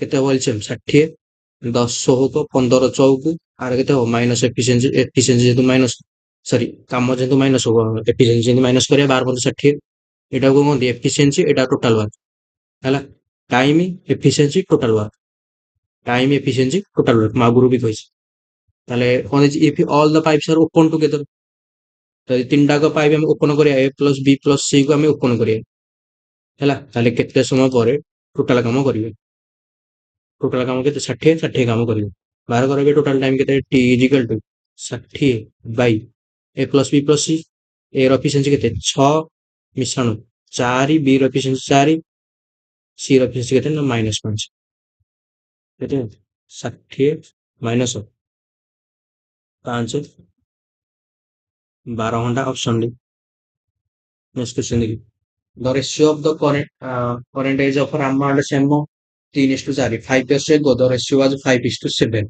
find the current age of Shyam ତାହେଲେ ଶ୍ୟାମର current age କେତେ ହେଲା ଏ ଦେଖ ରାମ ଏଇ ଲେଖ ଶ୍ୟାମ ଶ୍ୟାମ ରାମ ସାମର ଛାଡ ଏଇଟା ତଳେ ଲେଖ କାରଣ ଇଏ 5 years ago ନା 5 ବର୍ଷ ପୂର୍ବେ ନବା ପୂର୍ବେ ଯଦି ନବା ତାହେଲେ ତଳେ ଟିକେ ରଖିଦବା। ଏଇଟା ରାମ ଏଇଟା ଲେଖ ଶ୍ୟାମ। ବର୍ତ୍ତମାନ ତାଙ୍କର ବୟସ ଇଏ ରାମର ବୟସ ମନେକର 3x ଶ୍ୟାମର ବୟସ 4x। 5 ବର୍ଷ ପୂର୍ବେ ଏଠି ନିଅ 5 ବର୍ଷ ଆକୁ ବି ନିଅ 5 ବର୍ଷ ପଛୁଆ ହେଲା। 5 ବର୍ଷ ପୂର୍ବେ ତାଙ୍କ ଏଜ କେତେ ହବ ନା 5 ଅନୁପାତ 7 5x 7x ହେଲା। ତାଙ୍କର ଏଜ କେତେ ଥିଲା 5x 7x 5 ବର୍ଷ ପୂର୍ବେ। ବର୍ତ୍ତମାନ ଅଛି 3x 4x 5 ବର୍ଷ ପୂର୍ବେ ତାଙ୍କୁ କେତେ ଥିଲା ନା 5x 7x।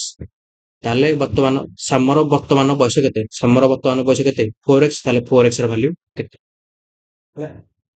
କେମିତି କରିବା ଦେଖ ଏଇଠି ଦେଖ ଡିଫରେନ୍ସ ଇକ୍ୱାଲ କର ଏଇଠି 3x ରୁ 4x ଗଲେ କେତେ ଡିଫରେନ୍ସ x ଏଇଠି 5x ରୁ 7x ଗଲେ ଡିଫରେନ୍ସ କେତେ ଗଲେ 2x ଆରେ ଏଇଠି ଡିଫରେନ୍ସ କେତେ 2x କିନ୍ତୁ ଏଇଠି ଡିଫରେନ୍ସ x ତେଣୁ ଆକୁ ଆକୁ ସମାନ କର ଏଇ ଡିଫରେନ୍ସ ଦିଟାକୁ ସମାନ କର ଏଇଠି 2x ଅଛି ଏଇଟାକୁ ବି 2x କର ତାହେଲେ ଏଇଠି x ଅଛି ଏଇଠୁ 2 ଟେ ଗୁଣିଲେ 2x ହେଇଯିବ ଏଇଠୁ ଯେହେତୁ 2ଟେ ଗୁଣିବ ଏଇଠି ବି 2ଟେ ଗୁଣି ଦିଅ ଏଇଠି ବି 2ଟେ ଗୁଣି ଦିଅ କେତେ ହେଲା ଏଇଟା 6x ଏଇଟା କେତେ ହେଇଗଲା 8x ହେଲା।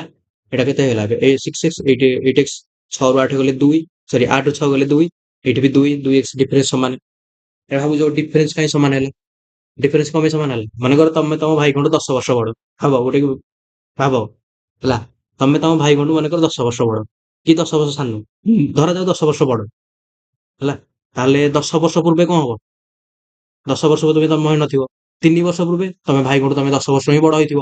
ତମେ 10 ବର୍ଷ ପଛକୁ ଯାଅ କିମ୍ବା ତମେ ବାହା ହେଇ ସାରିଲା ପରେ ତମ ପିଲା ଛୁଆ ଯେତେବେଳେ ହବ ତମେ ବୁଢା ବୁଢୀ ହେଇବା ଟାଇମ ରେ ତମେ ଭାଇଙ୍କଠୁ ତମେ 10 ବର୍ଷ ହିଁ ତ ବଡ ହବ ନା।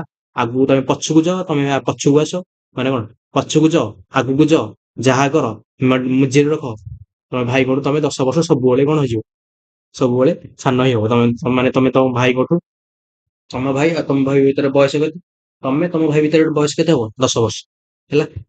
ଡିଫରେନ୍ସ ସବୁବେଳେ ସମାନ ହବା ଦରକାର ସେ 5 ବର୍ଷ ପଛେ ହଉ ସେ 5 ବର୍ଷ ପୂର୍ବେ ହଉ।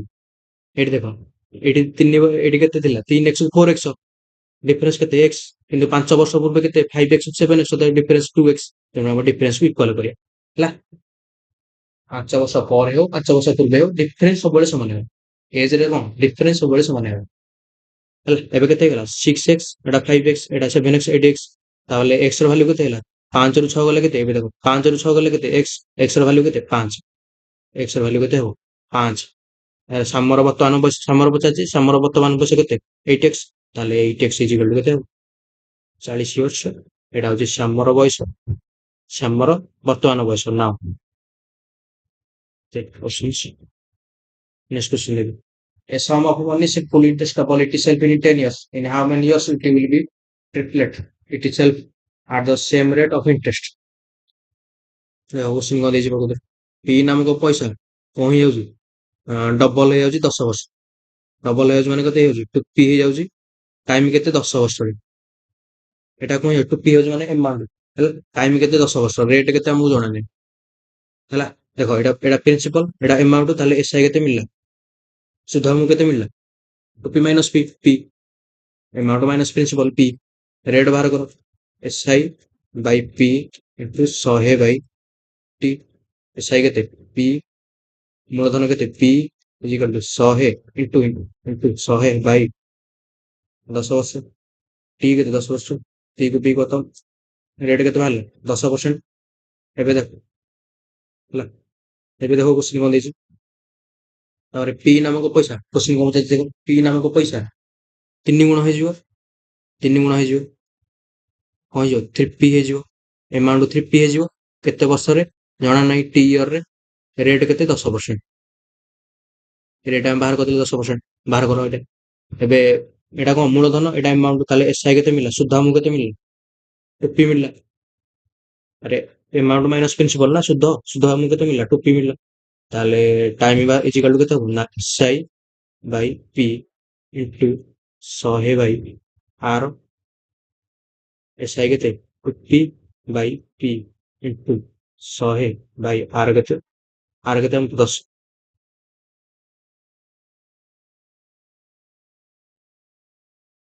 20 ବର୍ଷ ଅପସନ ଏ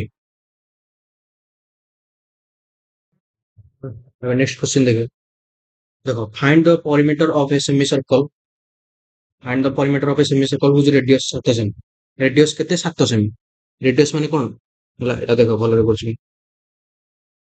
एटा होची कोन ओ सेंटर रेडियस होची एटा 7 ହେଲା ଏଇଟା ହଉଛି କଣ ସର୍କଲ ଏଇଟାକୁ ଯଦି ଆମେ ଅଧା କରିଦବା ଏଇଠି ଏଇଟା ହଉଛି ସର୍କଲ ଆକୁ ଆମେ ଯଦି ଅଧା କରିଦବା ଏଇ ଟାଇପର ଦେଖାଯିବ ଏଇଟାକୁ କହନ୍ତି କଣ ସେମି ସର୍କଲ ହେଲା ସେମି ସର୍କଲ ରେଡିୟସ ଏଇଟା ମନେକର ସେଣ୍ଟର ଏଇଟା ତାହେଲେ ରେଡିୟସ ରେଡିୟସ କେତେ ଦେଇଛି ନା 7 ଏଇଟା କେତେ ହବ 7 ଏଇଟା ଯଦି 7 ଏପଟ ବି 7 ତାହେଲେ ପରିମିଟର ଅଫ ସେମି ସର୍କଲ କେତେ ସେମି ସର୍କଲ ପରିମିଟର କେତେ ସରି ବାହାର କରିବା ଦେଖ perimeter of semi circle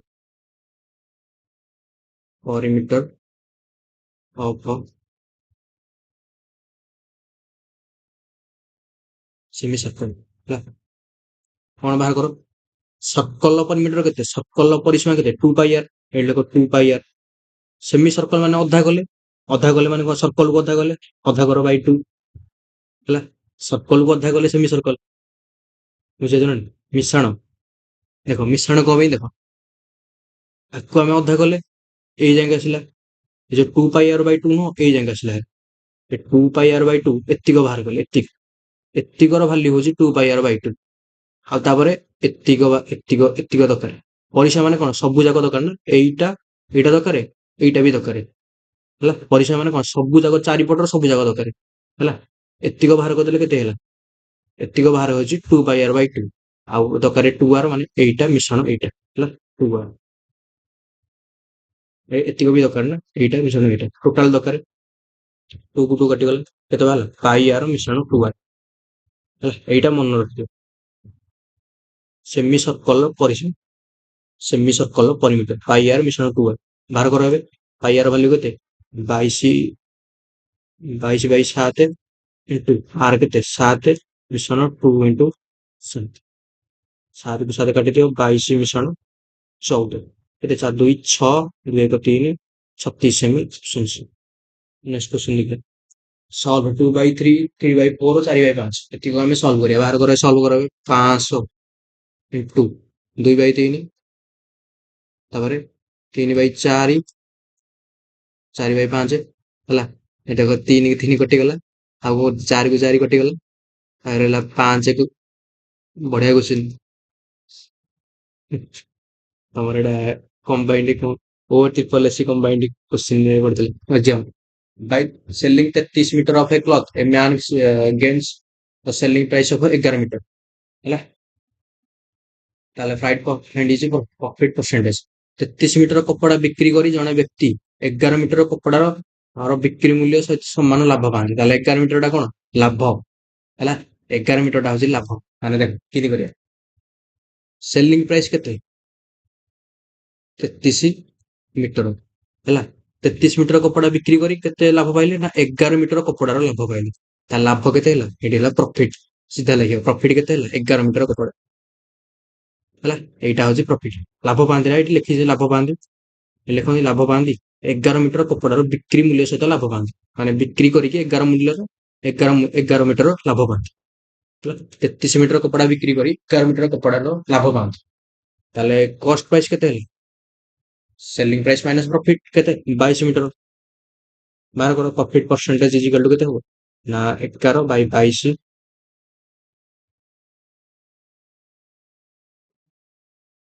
50% option को सी नेक्स्ट क्वेश्चन लिखा find the compound interest on 5000 for 2 years at 10% per annum if the interest is compounded annually compound interest पचास ला कंपाउंड इंटरेस्ट पचास कोन 10% per annum 2 years 2 years at 10% per annum देखो किंती करिया principal केते 5000 ହେଲା time କେତେ 2 years rate କେତେ 10% ତମେ କମ୍ପାଉଣ୍ଡ ଇଣ୍ଟରେଷ୍ଟ ପଡିବ ସିଆଇ କେତେ ବାହାର କରିବା ସିଆଇ ଇଜିକାଲ ଟୁ 2 ବର୍ଷ ଦେଇଛି ମାନେ କେମିତି 10 ମିଶାଣ 10 ହେଲା ମିଶାଣ 10 ଇଣ୍ଟୁ 10 ବାଇ 100 ସକ୍ସେସିଭ ପକେଇବା କମ୍ପାଉଣ୍ଡ ଇଣ୍ଟରେଷ୍ଟ ରେ ପଡିଥିବ ଏଟା 10 10 20 ମିଶାଣ 1 କେତେ ହଉଛି 21 ସିଧା ବାହାର କର 21 21 ଏଟା ପରସେଣ୍ଟେଜ ଲେଖିଦିଅ 21 ପରସେଣ୍ଟେଜ ବାହାର କରିବେ ତାହେଲେ ସିଆଇ ଇଜିକାଲ ଟୁ 5000 इंटू 21% सीधा बाहर करो 5000 21% ଦୁଇଟା ଶୂନକୁ ଦୁଇଟା ଶୂନ କଟିଗଲା 21 କେତେ 105 ଶୂନ ଅପସନ କୋଉଟା ସି ହେଲା ଆମ ଭଲ ଲାଗୁଛି 105 ଶୂନ ନେକ୍ସଟ କ୍ୱେଶ୍ଚନ ଦେଖିବା the LCM of a two number is 14 times their HCF the sum of LCM and HCF is 6 if one number is 280 find the other number the LCM of a two number is 14 times their HCF तो मैंने LCM is equal to 14 times their HCF is equal to 14 HCF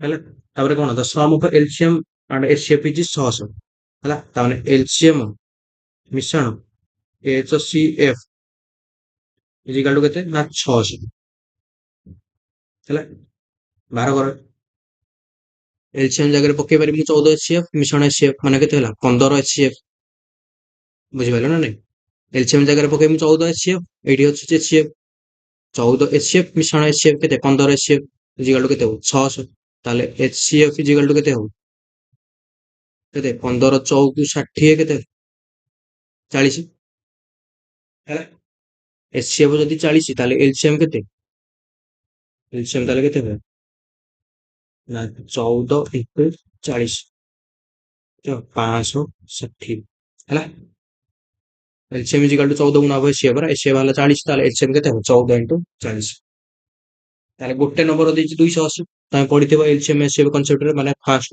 ପ୍ରଥମ number into second number is equal two LCM into HCF ଦିଟା number ଗୁଣିଲେ ଏଟା LCM HCF ସହିତ ସମାନ ହବ ଗୁଣନଫଳ ସହିତ ଗୋଟେ ନମ୍ବର ଦେଇଛି 280 ଲେଖ ଏଠି 280 ଇଣ୍ଟୁ ଜଣା ନାହିଁ ସେକେଣ୍ଡ ନମ୍ବର କେତେ ସେକେଣ୍ଡ ନମ୍ବର ମନେକର ନେଇଯାଅ ଡବଲ ଲାଇନ୍ LCM କେତେ 560 ଇଣ୍ଟୁ HCF କେତେ ବାହାରିଛି HCF 40 ହେଲା ଗୋଟେ ଶୂନ କଟିଗଲା 28 ତୁ ଗୁଣେ ତାହେଲେ ଡବଲ ଲାଇନ୍ ସେ ନମ୍ବରଟା କେତେ ସେ ନମ୍ବରଟା ହଉଛି 80 ଅପସନ ସି ଆହୁରି ବି ସହଜରେ କରିପାରିବି A car goes a certain distance at 40 km per hour and it returns the same distance at 30 km per hour. Find the average speed of the car entire journey तार average speed केते देखो एटा हम करथली एटा बिरो question हला गल्ला केते speed रे 40 km per hour रे हला एडे गल्ला आसिला आसी केते ना आसिला आसी केते स्पीड रे आसिला गल्ला माने गोटे डिस्टेंस गला ना गला आसी गला 40 किलोमीटर पर आवर रे आसिला आसी केते 60 किलोमीटर पर आवर स्पीड रे आसी डिस्टेंस एतरे समान देखो एटी गला आसी जति डिस्टेंस आसिला सेति डिस्टेंस डिस्टेंस से समान ताले speed average speed is equal to केते हो तुम कहितली एटा बिरो फार्मूला कहितली केते 2s1 into s2 by s1 मिश्रण s2 डा मन रखि दियो पुरा हला 2 into s1 केते 40 60 बाई 40 60 मिनिट केते 100 केते बडा 24 गुणे 48 किलोमीटर पर हावर ऑप्शन सी नेक्स्ट क्वेश्चन लिखे if a is to b 2 is to 3 b is to c 4 is to 5 and c is to d 6 is to 7 ताले ad केते हैला देखो जहा देछि सेमिति लिखो a b c d जेमिति अछि सेमिति लिखि दियो b c d ए रेशियो के 2:3 ए एंड बी 2:3 सीधा बी टू सी के 4:5 बी टू सी 4:5 हैला सी टू डी के 6:7 सी टू डी के ये 6 ले ये 7 देखो एडी एडी आ पाखरे 5 नै एडी 5 रखि दियो हैला आ पाखरे 3 नै एडी 3 रखि दियो एडी 3 रखि दियो हैला एटा भी क्वेश्चन सॉल्व कर एटा 6 नै एडी 6 रखि दियो एडी 4 नै 4 रखो एडी 6 नै 6 गुणी देबे सब एटा केते हबो 48 6 चौक 24 गुण 48 तापर कोन हम कोन देछि ए को डी बाहर करिया दरकार नै आ बाहर करियाटा ले ए बाहर कर दियो डी बाहर कर दियो 5 3 15 17 105 हला 2 रे एटा 3 रे काटले केते 16 ए 3 रे काटले केते 3 3 9 3 5 15 16:35 ऑप्शन ए नेक्स्ट क्वेश्चन देखिए a man rows a boat 18 kilometre downstream in 3 hour and return upstream returns upstream 6 किलोमीटर हावर सॉरी 6 घंटा find the speed of the boat in water जने व्यक्ति स्रोतर अनुकूल 3 घंटा 18 किमी नौका चलाते एवं स्रोतर प्रतिकूल फेरिया 6 घंटा समय नियंत्रण हला स्थिर जल रे नौकार वेग केते ସ୍ଥିର ଜଳ ତାହେଲେ x ର ଭ୍ୟାଲ୍ୟୁ କେତେ? x ମାନେ କଣ? Boat speed. ହେଇଯିବ ବୋଟ ସ୍ପିଡ ମନେକର x। এই ଟାଇପର କ୍ୱେଶ୍ଚିନ୍ ମୁଁ ବି କରିଛି କେତେ? x kilometre per hour. ଆଉ ଷ୍ଟ୍ରିମ୍ ର ସ୍ପିଡ ମୁଁ କେତେ ନଉଥିଲି? କେତେ ନଉଥିଲି? ଷ୍ଟ୍ରିମ୍ ର ସ୍ପିଡ ନା y କିଲୋମିଟର ପର ହାୱାର ହେଲା। ଏଇଟା ବୋଟ ର ସ୍ପିଡ, ଏଇଟା y speed. Downstream speed କେତେ ହେଇଯିବ? ମାନେ ବୋଟ କଣ ପାଣିର ଡିରେକ୍ସନ ରେ, ପାଣି ଯୁଆଡେ ତମ ବୋଟ ସିଆଡେ, ପାଣି ଯୁଆଡେ ବୋଟ ସିଆଡେ, ପାଣି ଯୁଆଡେ ବୋଟ ସିଆଡେ, ତାହେଲେ କଣ ଡାଉନ ଷ୍ଟ୍ରିମ୍ ସ୍ପିଡ କେତେ ହେଇଯିବ? Down stream speed is equal two ପାଣି ଯୁଆଡେ ବୋଟ ସିଆଡେ ମାନେ କେତେ ହେଇଯିବ? x plus Y. ଆଉ ପାଣି ଗୋଟେ ଆଡେ ବୋଟ ଗୋଟେ ଆଡେ, ପାଣି ତମ ଅପୋଜିଟ ରେ ଆସୁଛି, ବିପରୀତ ଦିଗରେ ପାଣି ଆସୁଛି, ତାକୁ କଣ କହନ୍ତି? Upstream speed. ଅନୁକୂଳ ପ୍ରତିକୂଳ, ଅନୁକୂଳ ବେଗ ପ୍ରତିକୂଳ ବେଗ। ଅନୁକୂଳରେ ମାନେ କଣ? ପାଣି ସହିତ ତମେ ଯାଉଛ, ଆଉ ପ୍ରତିକୂଳ ପାଣି ଅପୋଜିଟ ରେ ତମେ ଆସୁଛ, ତାକୁ କହନ୍ତି ନା ଅପଷ୍ଟ୍ରିମ୍ ସ୍ପିଡ। ପାଣି ସହିତ ତମେ ଯାଉଛ, ତେଣୁ ତମ ସ୍ପିଡ ମିଶାଣ ପାଣି ସ୍ପିଡ। ପାଣିର ଅପୋଜିଟ ରେ ତମେ ଆସୁଛ, ତମ ସ୍ପିଡ ମାଇନସ ପାଣି ସ୍ପିଡ ହେଲା। ପାଣି ସ୍ପିଡ ୱାଇ ବାହାର କର। ଏ ମ୍ୟାନ ରୋଜ୍ ହେଲା 18 kilometre downstream in 3 hour. Speed ର ଫର୍ମୁଲା କଣ? Distance upon speed. ତାହେଲେ x ପ୍ଲସ ୱାଇ କଣ? ତମ speed downstream speed. x plus Y is equal to କେତେ ହବ? 18 ଡିଷ୍ଟାନ୍ସ ବାଇ କେତେ? ଟାଇମ। ଟାଇମ କେତେ? 3 ମାନେ କେତେ ହେଲା? 318 6 କିଲୋମିଟର ପର ହାୱାର ହେଲା। ଆଣ୍ଡ ରିଟର୍ନ ମାନେ କଣ? ଅପଷ୍ଟ୍ରିମ୍। ଏଠି ଅପଷ୍ଟ୍ରିମ୍ ଗୋଟେ ପାଣିର ମାନେ ପାଣି ସହିତ ଗଲା, ସେ ଆସିକି ପୁଣି ପାଣିର ଏଗ୍ରେଷ୍ଟ ରେ ଆସିବନି। ଆରେ ଇଆଡେ ଗଲା ପାଣି ସହିତ, ଆସିଲା ଆସିକି ପାଣି ତ ଗୋଟେ ଡିରେକ୍ସନରେ ଯିବ ନା। ନା ପାଣି କମି ଆସେ ମାନେ ପାଣି ଯିବ ପୁଣି ନା ପାଣି ଆସିବ? ପାଣି ସବୁବେଳେ ଗୋଟେ ଡିରେକ୍ସନରେ ଗଲା। ପାଣିରେ ଗଲା ବେଳେ ପାଣିର ଡିରେକ୍ସନରେ ଗଲା, ଆସିଲା ଆସିକି ପାଣିର ଅପୋଜିଟ ଡିରେକ୍ସନ ଆସିଲା। ଅପୋଜିଟ ଡିରେକ୍ସନ ମାନେ କଣ? Upstream speed. ଅପଷ୍ଟ୍ରିମ୍ ସ୍ପିଡ କେତେ? x minus Y. x minus Y କେଲେ ଗଲା 18 କିମି, ଆସିଲା ଆସିକି 18 କିମି, 18 କିମି ଆସିବ। 18 କିମି ବାଇ ଟାଇମ କେତେ? ନା 6। 6 ହେଲେ କେତେ ହେଲା? 3 କିଲୋମିଟର ପର ହାୱାର। ବାହାର କର ଏବେ। x plus Y is equal to କେତେ? 6 x minus Y is equal to କେତେ? 3। ଆମକୁ ପଚାରୁଛି ବୋଟର ସ୍ପିଡ। ବୋଟର ସ୍ପିଡ କେତେ? x ର ଭାଲ୍ୟୁ ବାହାର କର। ଇକ୍ୱେସନ ସଲ୍ଭ କରି ବାହାର 6 3 9 ବାଇ 2 ଇଜ ଇକ୍ୱାଲ ଟୁ କେତେ ହବ? 4.5 କିଲୋମିଟର ପର ହାୱାର ହେଲା। ତମେ ଏଟା ବାହାର କରିବ 2x ହେଲା। ଏଟା ନେଇ କାଟିବ 2x, କାଟିକି ଟ୍ରାଏ କରିବ। ନେକ୍ସଟ କ୍ୱେଶ୍ଚନ ଦେଖିବା। The surface area of a sphere is 616 square centimeter. Find its radius. ଏକ ଗୋଲକର ସ୍ପିଅର ପୃଷ୍ଠତଳର କ୍ଷେତ୍ରଫଳ 616 ବର୍ଗ ସେମି। ଏହାର ବ୍ୟାସାର୍ଦ୍ଧ ନିର୍ଣ୍ଣୟ କରନ୍ତୁ ହେଲା। ସରଫେସ ଏରିଆର ସ୍ପିଅର ମାନେ surface area of A sphere is 616 centimetre square. Sphere surface area formula କଣ? 4 ପାଇ ଆର ସ୍କୋୟାର ହେଲା। 4 ପାଇ ଆର ସ୍କୋୟାର ଏଟା ହଉଛି ସ୍ପିଅର ସରଫେସ ଏରିଆ। ମୁଁ ଲେଖି ଦଉଛି ଏଠି। Sphere SPHERE sphere surface area ମନେ ରଖିଦିଅ ଏଟା। ପାଇ ଆର ସ୍କୋୟାର ମାନେ କଣ? ବୃତ୍ତକୁ ଯଦି ଆମେ 4 ଜଣ ଗୁଣିଦେବା ଏଟା ସ୍ପିଅର ସରଫେସ ଏରିଆ କରି ଆସିବ। ପାଇ ଆର ସ୍କୋୟାର କଣ? ବୃତ୍ତର ଏରିଆ, ତାକୁ 4 ଗୁଣିଦେଲେ sphere area. Surface area, curve surface area, total surface area ତମେ ଯାହା କହିପାରିବ ହେଲା। 4 pi R square is equal to କେତେ ଦେଇଛି? 616। କାଟ ଏଟା। 616 କାଟିଲେ କେତେ? 6 4 କେ 4 ହେଲା। ଏଟା କେତେ ହବ? 4 କେ 4 4 5 20, 4 14 16 ହେଲା। ତାହେଲେ ପାଇ R square is equal to କେତେ? 154। ତାହେଲେ 22 Bai 7 into R square is equal to କେତେ ହବ? 154। 22 ସତା 154, ଆର ସ୍କୋୟାର ଇଜ ଇକ୍ୱାଲ ଟୁ 49। ତାହେଲେ ଆର ଇଜ ଇକ୍ୱାଲ ଟୁ କେତେ ହବ? 7। ଅପସନ କୋଉଟା? ଏ। ନେକ୍ସଟ କ୍ୱେଶ୍ଚନ ଦେଖିବା। If a plus b is equal to 7, ab is equal to 12, find the value of a square plus b square. a plus b is equal to କେତେ?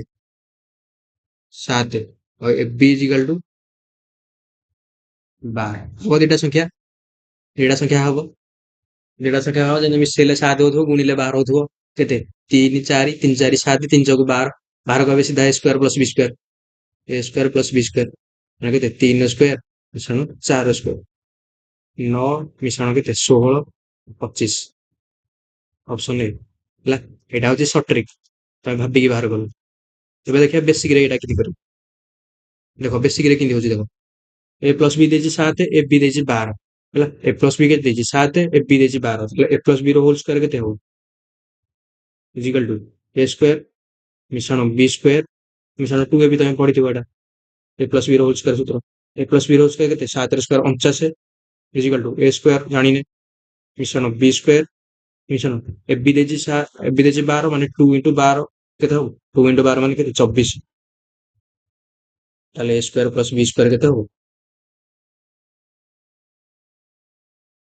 ହେଲା ତମେ ଯେମିତି ଚାହିଁଲେ ଏମିତି କରିପାରିବ ନେକ୍ସଟ କ୍ୱେଶ୍ଚନ ଦେଖି find the square root of 0.0009 0.009 ହେଲା 0.0009 ଆର ଆମେ ରୁଟ ଓଭର ବାହାର କର ଏବେ 0.009 ଆମେ କଣ ଲେଖିପାରିବା 9 ବାଇ କେତେଟା ସଂଖ୍ୟା ଅଛି 1 2 3 4 ଦଶମିକ ପରେ ଚାରିଟା ସଂଖ୍ୟା ମାନେ 1 2 3 4 ଲେଖିପାରିବା କେତେ 3 ବାଇ 100 10,000 ରୁଟ ଓଭର 100 ଇଜିକାଲ କେତେ 0.03 ଅପସନ କୋଉଟା ସି ନେକ୍ସଟ क्वेश्चन देखिए A cistern is normally filled in 8 hours, but it takes 2 hours longer to fill because of it leak in its bottom. ହେଲା if the cistern is full in how many hours the can empty the leak empty ମାନେ କେତେ ସମୟ ପର୍ଯ୍ୟନ୍ତ କେତେ ସମୟ ପରେ ଯୋଉ ଆମର କଣ କଣା ପାଇପଟା ଖାଲି କରିଦବ ଏଇ ଚିତ୍ରଟି ଏହାକୁ କେତେ ସମୟ ପରେ କେତେ ଘଣ୍ଟାରେ ଖାଲି କରିପାରେ ଟାଙ୍କିଟା ପୂର୍ଣ୍ଣ ଥିଲେ ସେଇ ଛିଦ୍ରଟି ଯୋଉ ଗୋଟେ କଣା ହେଇଥିବ ସେଇ ଛିଦ୍ରଟି ଏହାକୁ କେତେ ସମୟ କେତେ ଘଣ୍ଟାରେ ଖାଲି କରିପାରେ ମାନେ ଏଇ ଟାଇପର କ୍ୱେଶ୍ଚନ ଦେଖ ଏଟା ମୁଁ ଭଲ ଦେଖ ଏ କ୍ୱେଶ୍ଚନଟା ଏଇଟା ବି ତମେ କ୍ୱେଶ୍ଚନ ଗୋଟେ ଦେଖିଥିବ ଏଇଟା ହଉଛି ପାଣି ଡ୍ରମ୍ ହେଲା ଆଉ ଗୋଟେ ଏମିତି ପାଇପ୍ ଲାଗିଛି এই ପାଇପଟା କେତେ 8 ଘଣ୍ଟାରେ ପୂର୍ଣ୍ଣ କରୁଛି ଗୋଟେ ପାଇପ୍ ଆଉ ଗୋଟେ ଏଠି କଣାଟେ ମନେକର ହେଇଗଲା ହେଲା ଏଇଠି ଗୋଟେ କଣା ମୁଁ କରୁଛି ସରି ଏଇଟା ଗୋଟେ କଣାଟେ ହେଇଗଲା ମନେକର କଣାଟେ ହେଇଗଲା ଯଦି କଣା ହେଇନଥାନ୍ତା ତାହେଲେ ପାଇପଟା କେତେ ସମୟରେ ପୂର୍ଣ୍ଣ କରିଦେଇଥାନ୍ତା 8 ଘଣ୍ଟାରେ ହେଲା ଯଦି କଣା ହେଇନଥାନ୍ତା ଏଇଠି ମନେକର କଣା ନ ହେଇଥାନ୍ତା ତାହେଲେ ଏ ପାଇପଟା କେତେ ସମୟରେ ଫୁଲ କରିଦେଇଥାନ୍ତା ଟାଙ୍କିକୁ 8 ଘଣ୍ଟାରେ ଏ ସିଷ୍ଟମ ନର୍ମାଲି ଇଜ ଫୁଲ 8 ଘଣ୍ଟା ହେଲା ଏ ସିଷ୍ଟମ ନର୍ମାଲି ଫୁଲ ହେଇଥାନ୍ତା 8 ଘଣ୍ଟା ଏଇଠି ଗୋଟେ କଣା ଲାଗିଛି ଏଇଠି ଗୋଟେ କଣା ହେଇଯାଇଛି ଏଇଟା ବି ଗୋଟେ କଣା ହେଇଛି ହେଲା ଏଇଟା ବି ଗୋଟେ କଣା ହେଇଛି ମାନେ ଇଆଡେ ପାଣି ଫୁଲ ହଉଛି ଏପଟେ ପାଣି ଯାଉଛି ଏ କଣା ଯୋଗୁ ହେଲା ଏ କଣା ଯୋଗୁ ଟାଙ୍କିଟା କେତେ ସମୟରେ ଫୁଲ ହଉଛି ନା 2 ଘଣ୍ଟା ମୋର ମାନେ 2 ଘଣ୍ଟା ଆଉ ଅଧିକ ସମୟ ଲାଗୁଛି ମାନେ କେତେ ସମୟ ଲାଗୁଛି 10 ଘଣ୍ଟା ଲାଗୁଛି ହେଲା କଣା ନଥିଲେ କେତେ ଘଣ୍ଟାରେ ଫୁଲ ହଉଛି 8 ଘଣ୍ଟା କଣା ଥିବା ଯୋଗୁ କେତେ ଘଣ୍ଟା ଲାଗୁଛି ଆଉ 2 ଘଣ୍ଟା ଅଧିକ ମାନେ 10 ଘଣ୍ଟା ଲାଗୁଛି if the system is full total system is full ଅଛି ତାହେଲେ in how many hour can leak ମାନେ ଯଦି ସିଷ୍ଟମ ପାଣି ଯଦି ଫୁଲ ଅଛି ତାହେଲେ କେତେ ସମୟରେ କଣାଟା ଯୋଗୁ ପାଣି ଟାଙ୍କି ଖାଲି କରିଦବ ହେଲା ଏ କଣାଟା ପାଣିଟା ପାଣି ପୁରା ଟୋଟାଲ ପାଣି ଖାଲି କରିଦବ ଦେଖ କେମିତି କରିବ କେମିତି କରିବା ଦେଖ ଏ ଯୋଉ ଏଇ ପାଇପକୁ ନେଇଯାଅ ଏ ଯୋଉଟା ପାଣି ପାଣି କଣ କରୁଛି ଫୁଲ କରୁଛି ଏ ପାଣିକୁ ଏ ପାଇପକୁ ମନେକର ନେଇଯାଅ ଏ ଏଇଠି ଗୋଟେ ଲିକ୍ ଟେ କାମ କରୁଛି ପାଇପ୍ କାମ କରୁଛି ଗୋଟେ ମାନେ କଣ ଗୋଟେ ପୂର୍ଣ୍ଣ କରୁଥିବା ପାଇପ୍ କାମ କରୁଛି ଆଉ ଗୋଟେ ଲିକେଜ ଟେ କାମ କରୁଛି ଦି ଜଣ କାମ କରୁଛନ୍ତି ଦି ଜଣ କାମ କରିବା ଯୋଗୁ କେତେ ସମୟ ଲାଗୁଛି ଏ ତ କାମ କରୁଛି ପୂର୍ଣ୍ଣ କରୁଛି ବି ଟା କିନ୍ତୁ କଣ କରୁଛି ଏଇଟା ହଉଛି ଲିକେଜ ପାଇପ୍ ମନେକର ନେଇଯାଅ ବି ଏ ଲିକେଜ ପାଇପ୍ ଯୋଗୁ କେତେ ସମୟ ଲାଗୁଛି ଫୁଲ ହବାକୁ 10 ଘଣ୍ଟା ଲାଗୁଛି ଆଗରୁ ଲାଗୁଥିଲା କେତେ 8 ଘଣ୍ଟା ଏ କଣାଟା ଯୋଗୁ ଏ ବି ହଉଛି ଲିକେଜ ପାଇପ୍ ମାନେ କଣା ପାଇପ୍ ଏ କଣାଟା ଯୋଗୁ ଲାଗୁଛି କେତେ 10 ଘଣ୍ଟା ବାହାର କର 8 10 ଏଲସିଏମ କେତେ 40 8 5 40 10 ଚଉକୁ 40 ହେଲା ଦେଖ 8 5 40 10 ଚଉକୁ 40 ତାହେଲେ ବି ର ଏଫିସିଏନ୍ସି କେତେ ହବ -1 ଏଠି 5 ରେ ଗଲେ 4 ତେଣୁ ଏଇଟା ହଉଛି ଲିକେଜ ପାଇପ୍ ମାନେ କଣ ଟାଙ୍କି ଖାଲି କରୁଛି ତାହେଲେ total time of B is equal to 40 by କେତେ 1 ଲିକେଜ ଟାଇମ ପଚାରୁଛି ବା ଏଇଟା ଆମେ ଛିଦ୍ର ନେଇନି କି ଆରେ ଲିକେଜ ପାଇପ୍ କଣା ପାଇପ୍ ଆମେ ନେଇଛେ ବି ତାହେଲେ total time of B is equal to କେତେ 40 ସରି ଏଟା କଟି 40 ବାଇ 1 ଇଜ ଇକାଲ ଟୁ କେତେ 40 ଅପସନ କୋଉଟା ସି नेक्स्ट क्वेश्चन देखिए A B C started a business. A invested 3 times as much as B, and B invest 2/3 of the C. Find the ratio of their investment. Simple पूरा करिए. A invest A invest 3 times as much as B. A is equal to 3B. তাহলে A by B is equal to କେତେ ହବ 3/1 ହେଲା A ର value 3 ହବ ପଡୋଶୀ and B invest 2/3 of the C. B is equal to 2/3 of the C তাহলে B by C কেতে হবো 2/3 হ্যাঁ লেখো A B C A কেতে 2 ইয়ে 1 ସେତେବେଳେ b ହବ 2 ହେଲା। a by b କେତେ 3 ଅନୁପାତ 1, b by c କେତେ ନା 2 ଅନୁପାତ 3। ଏଇଠି 1 ନାହିଁ, ଏଇଠି 1, ଏଇଠି 2 ନାହିଁ, ଏଇଠି 3 କେ 3, 2 କେ 2, 2 3 କେତେ 6, 6 2 3 ଅପସନ B। ନେକ୍ସଟ କ୍ୱେଶ୍ଚନ ଦେଖିବା, what will be the single discount equivalent of 3 successive discount।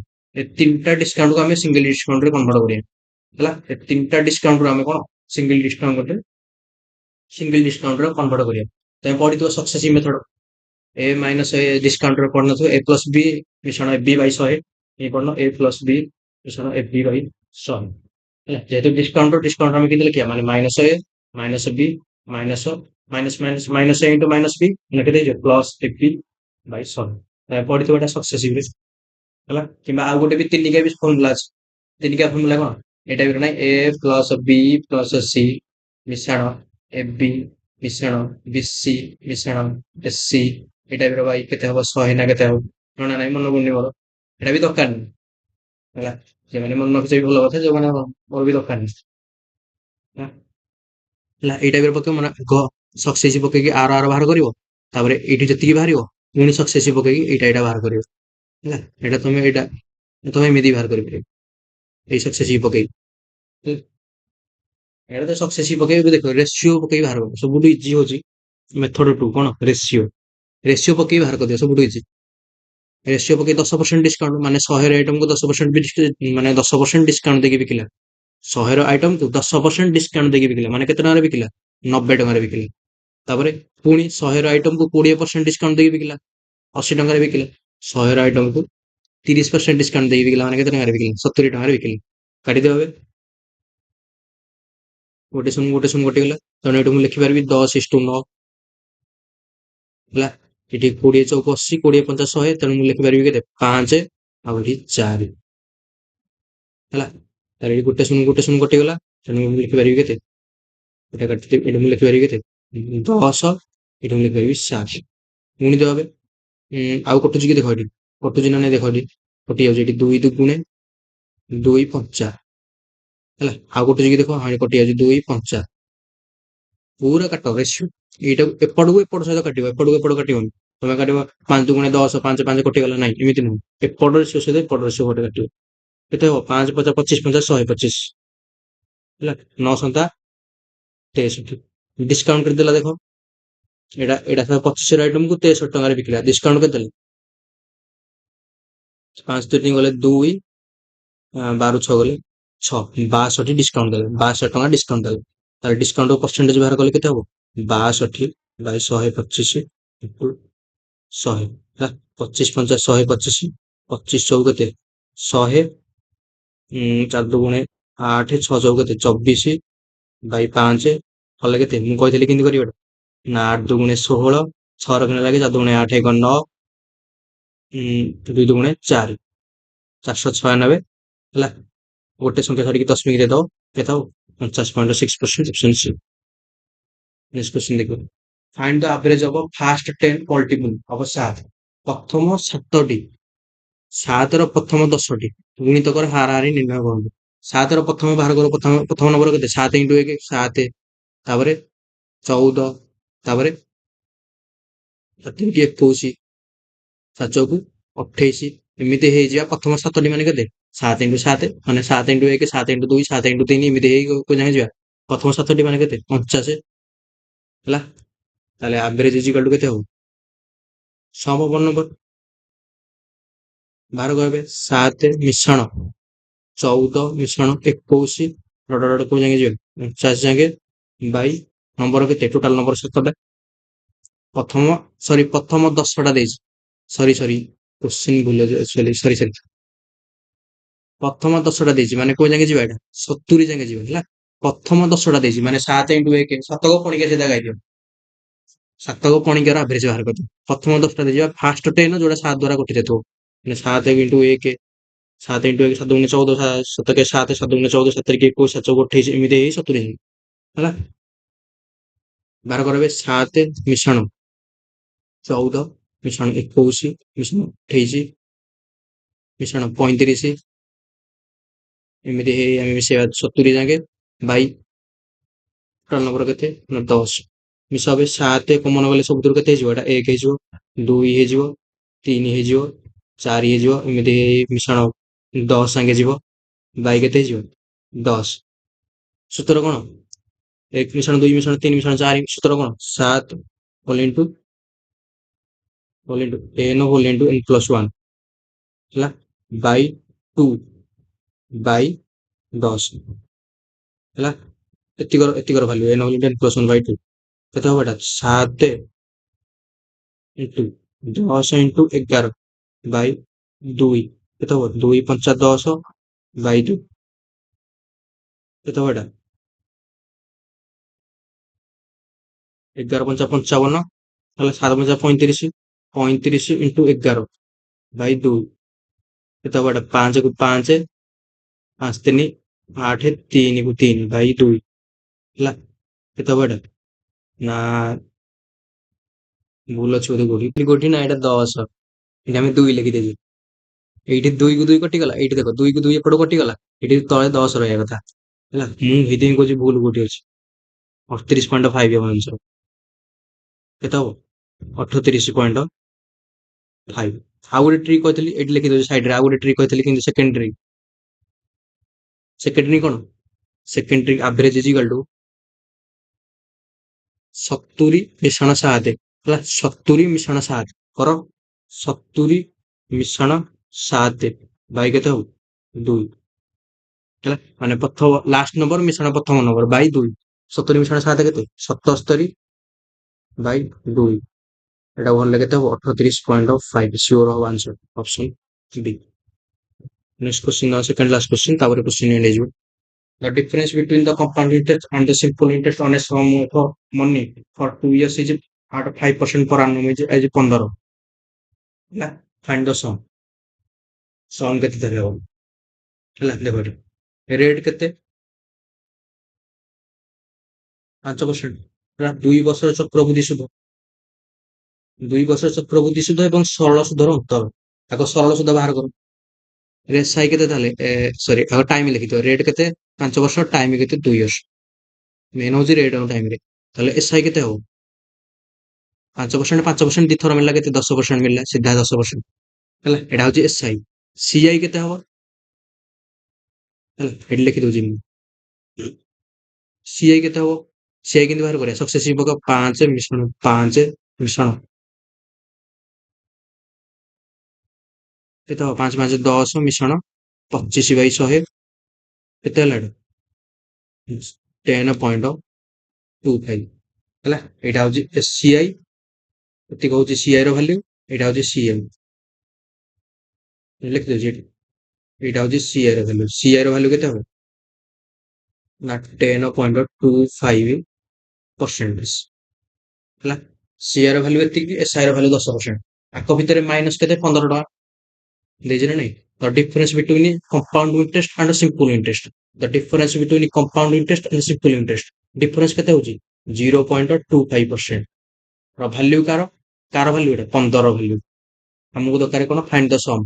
ସମ୍ କେତେ ସବୁବେଳେ? 100x, 100%, ସରି 100x ନୁହଁ, 100% ହେଲା। ଦେଖ ଏଇଟା 25 କୁ ଏଠି 0.25 ଅଛି, ମାନେ ଏଇଟା କଣ କରିବା? 15 ବାଇ 25 ବାଇ 100 ଇଣ୍ଟୁ 100 କରିଦଉଛି ଉପରେ ହେଲା। 25 ଚଉକୁ 15 ଚଉକୁ 60, ଆଉ ଦିଟା ଶୂନ ବସେଇ ଦିଅ, 6000 option A. Last question, find the volume of a sphere whose radius 3 semi.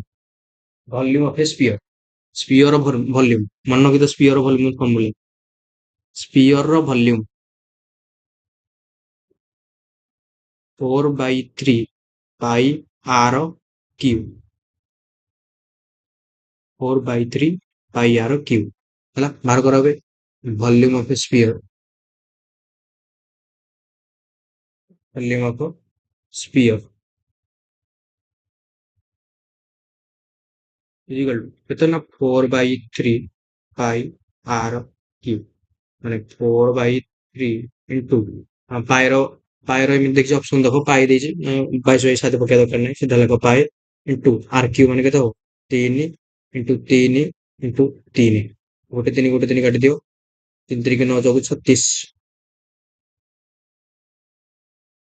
37 5 option କୋଉଟା ଡି। ତମର ଏତିକି ଥିଲା କ୍ୱେଶ୍ଚିନ୍ 35ଟା କ୍ୱେଶ୍ଚିନ୍ ମୁଁ କହିଥିଲି ପ୍ରତି ସେକ୍ସନରେ 35ଟା କ୍ୱେଶ୍ଚିନ୍ କରିବା ହେଲା। ତ ଯୋଉମାନେ ନ ବୁଝିପାରିଲେ ଯୋଉ କ୍ୱେଶ୍ଚିନ୍ ଡାଉଟ୍ ରହିଲା ଏଟା କମେଣ୍ଟ ବକ୍ସରେ ଜଣେଇବ। ନେକ୍ସଟ କ୍ଲାସରେ ଆମେ ଦେଖା ଏଇ କ୍ୱେଶ୍ଚିନ୍ଟା କରିବା ହେଲା। ଆଉ ଆଜିର ଲେକ୍ଚରର କଣ ପିଡିଏଫ୍ ଲିଙ୍କ ମୁଁ ଡିସ୍କ୍ରିପସନରେ ଦେଇଦେବି, ଲିଙ୍କ ଯୋଉମାନେ ଦରକାର ତାଙ୍କେ ଡାଉନଲୋଡ୍ କରିପାରିବ ଲିଙ୍କ ହେଲା। ତ ଥ୍ୟାଙ୍କ ୟୁ ଫର ୱାଚିଂ ହେଲା। ଭିଡିଓଟିକୁ ଲାଇକ୍ କରିବ, ଆଉ ଚ୍ୟାନେଲକୁ ସବସ୍କ୍ରାଇବ ମଧ୍ୟ କରିବ, ସେୟାର ମଧ୍ୟ କରିଦେବ ହେଲା। ରହୁଛି, ନେକ୍ସଟ ଭିଡିଓରେ ଦେଖା ହବ।